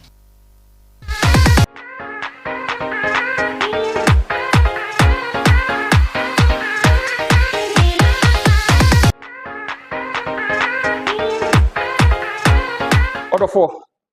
Me no won komo briche we mu. Iti for waso fe me kakra. Adanse media kyerɛwo yade a edi emma ene memanya na woje won ho a enye na wode won ti pempem ebi akɔ pane ebi anom nura hodo nanso enko mabasa me ba beboa hwɛ on sɛ ensansan bi egu aham ho woje ho enye ene wotia mana yekuro eno achi no menua bema on se watena no afi kra de nsa na ba begu ho ena ahwirihwiri asoasoa potipoti enisi ho ya na hu ne sa asa ahye nsuo but umia no a nsuo bi empie mfiri mu ma awon se amana nsen watenka atiaira na obema ye no nso aba fem papaapa 87 previous and so person ware kra ntimi ngware mesro pamukutuku aku ansa na atuku aku ntekufo bo madana sa ho yade ansa na abekwa wade a wakọ wanka akọ ha obi baba na ekwan abefa so a saa ọhaw yi a ensu efiri obema mu ba fita emoje efiri obema mu ba ensansa gu aha mu obema mu aye mrebre okọ hospital kra ya sa ka che so low sperm count and that's a low sperm count na che wo de nkonkonti ba na ebi ni hu nsuo no kra ena ebi nsuo bi wom na emu mo sua mesro tie me na achia ne mu mpanyi se desna bebu nyina wadruni we your friend give us JC Misha give us JC Misha and we your friend give us JC capsules ni bienu ye no mbom de treatment epeboa ama ho ato enti wontimi to give us GC Misha na wonya give us GC capsules no ye no mienu ebom tu fa we ya na wafa we ebetu ase ama ho ato na enu achi no sebe yese da fem mame na fem bi ne man krama abroye de minu aba won so won se ensansa bi agu ba no ojo ho anye